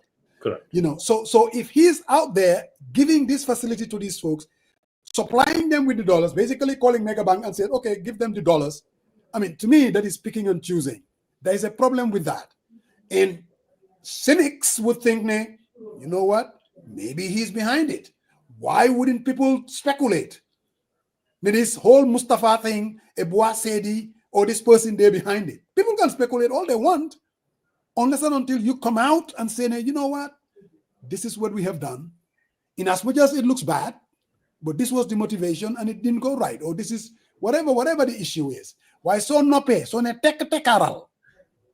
People are going to speculate. You know, when you respect the people that you serve, you will have no problem to come and admit to your mistakes, apologize to them, or explain your decisions.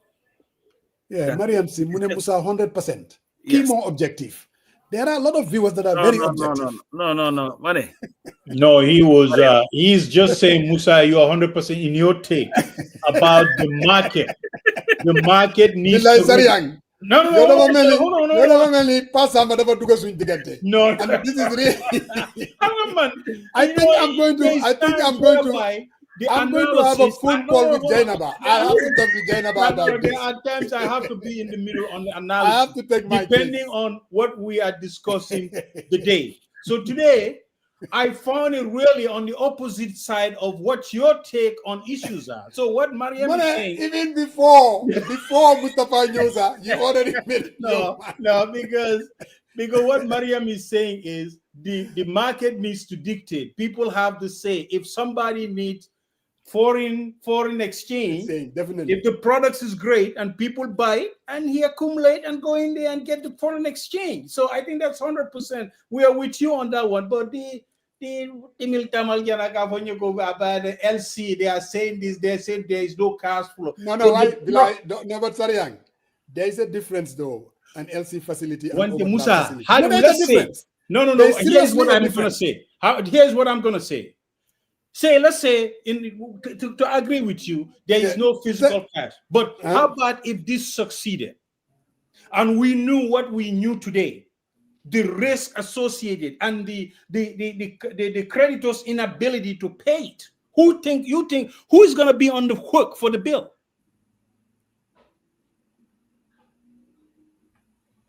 Who is going to be on the hook? I mean, there's absolutely no doubt if the public taxpayers' money, they're the guarantor. There's no doubt about that, because even this LC fees of 15 million, when everything is said and done, Megabank had to pay for it, and then they put it in their books as liability. You know what I mean? The international banks are not going to sit there and say, Harley or Harla. They're not going to get into that. But I'm just saying, I saw what he wrote. I mean, there's absolutely no doubt that an LC as an instrument is different from an overdraft. It's different. Now, whether it makes ultimately, like you say, Julie rare or rare Julie, when everything is said and done, the thing itself doesn't smell good. Definitely. I think course correction. If you made an error, admit it, obviously by the finance minister's own admission. Even where he says the process was designed, we had this, the warehouse supposed to do blah, blah, blah, but it did not work out. So obviously there is a gap somewhere, and the process flow needs to be overhauled. Another 100% from Lamin today. I like people that are objective. You see? So I don't know, man. So this one, Musa, it's a very difficult position to side with you when these are when you want. I'm not even look. I'm not even siding with the government or CD. All I'm saying is raising what I heard from the branch to kind of a pushback to Mustafa and said, okay, this is what they're saying. Now, like I said, my best hope is Mustafa would have an opportunity to sit down with CD Keta. That is my best hope.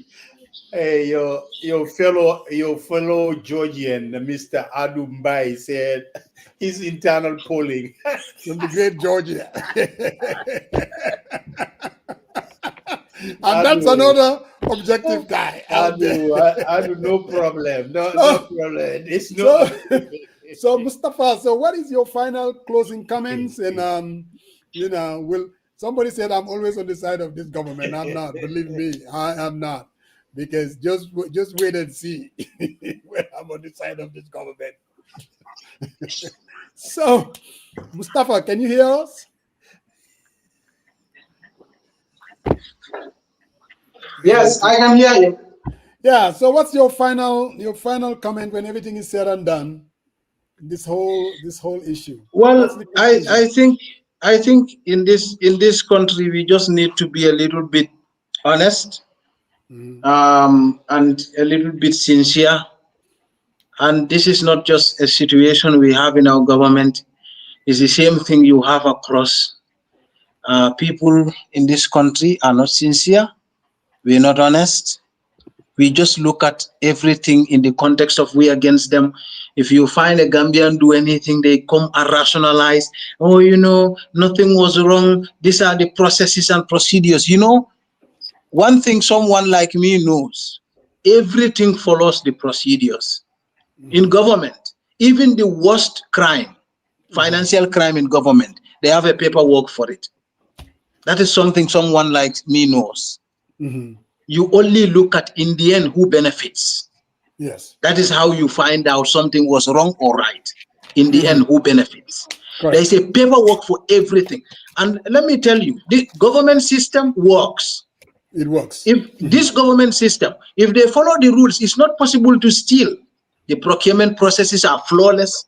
Accounting systems work. The payment systems, they work. Everything works. But in the end, there are ways they do to cheat the system.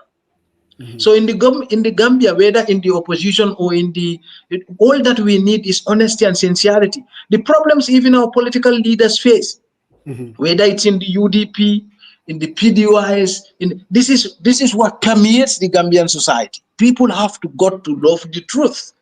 Speak the truth you wish others to speak. Speak the truth, live the truth you speak.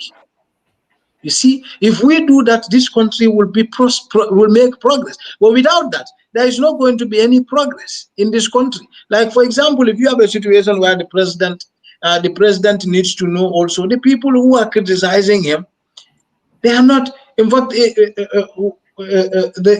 they're not against you. There is no such thing called against the president. Like, He's the president of the republic. Like, you know, is my president. If things goes right, I mean, if anyone comes up with something, all that the president needs to do is to look into the merits of it. And if it's good, he takes it. If it's not good, he should have a reason to say, well, I looked into it, but this is wrong. And instead of just dismissing it on the basis that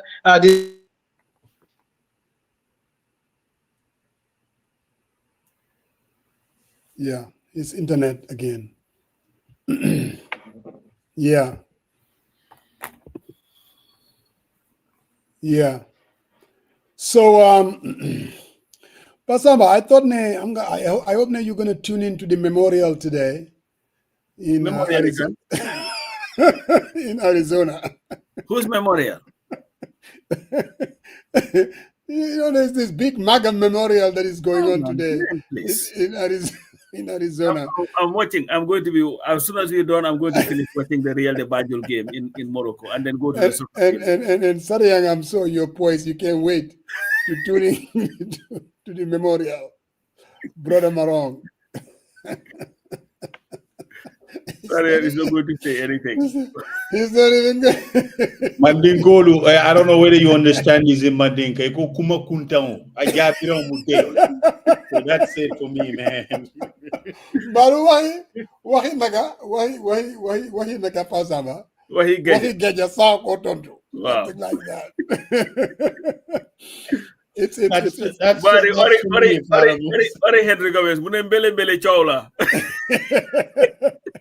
Why Pasama? Like, you missed it out.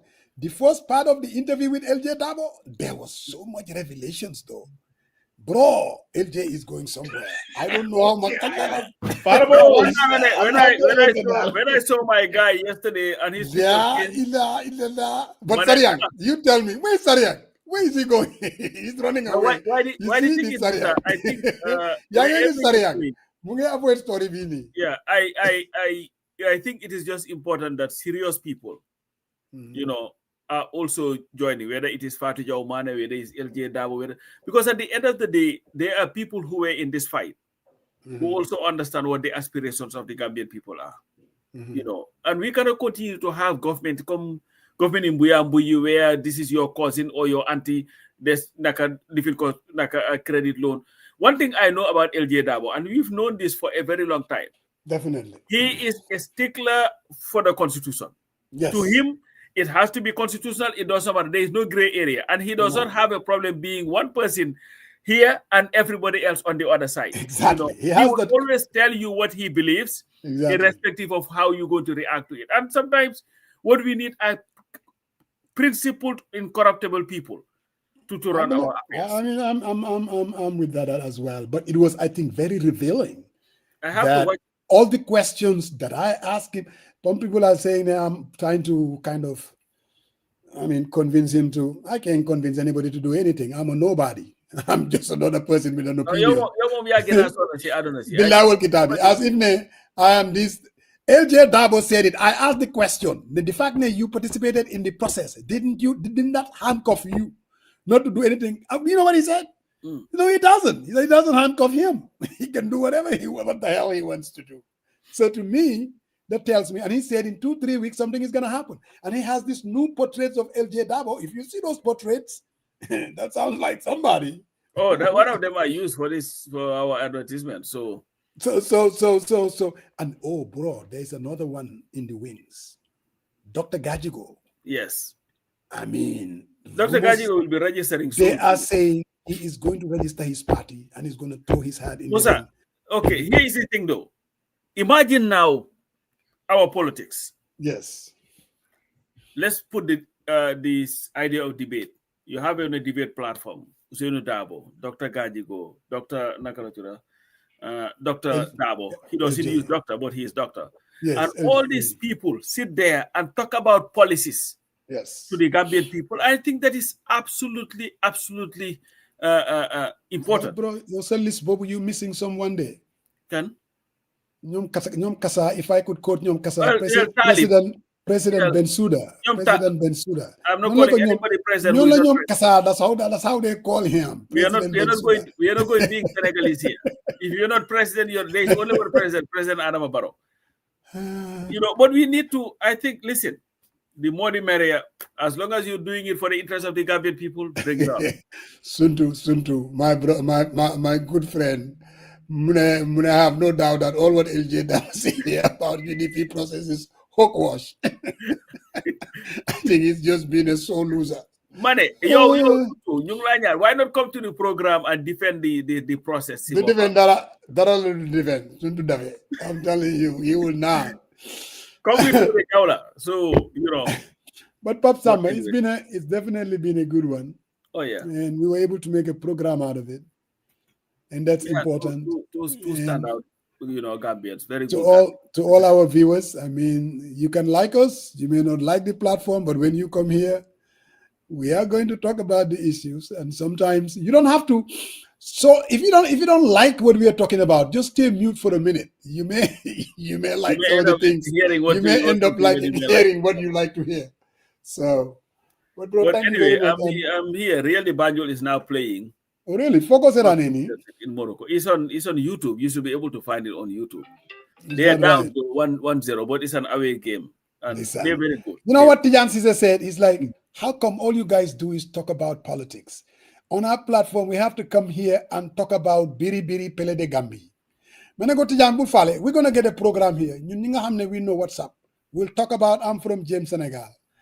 And just like you, we can go back and talk about real soccer players.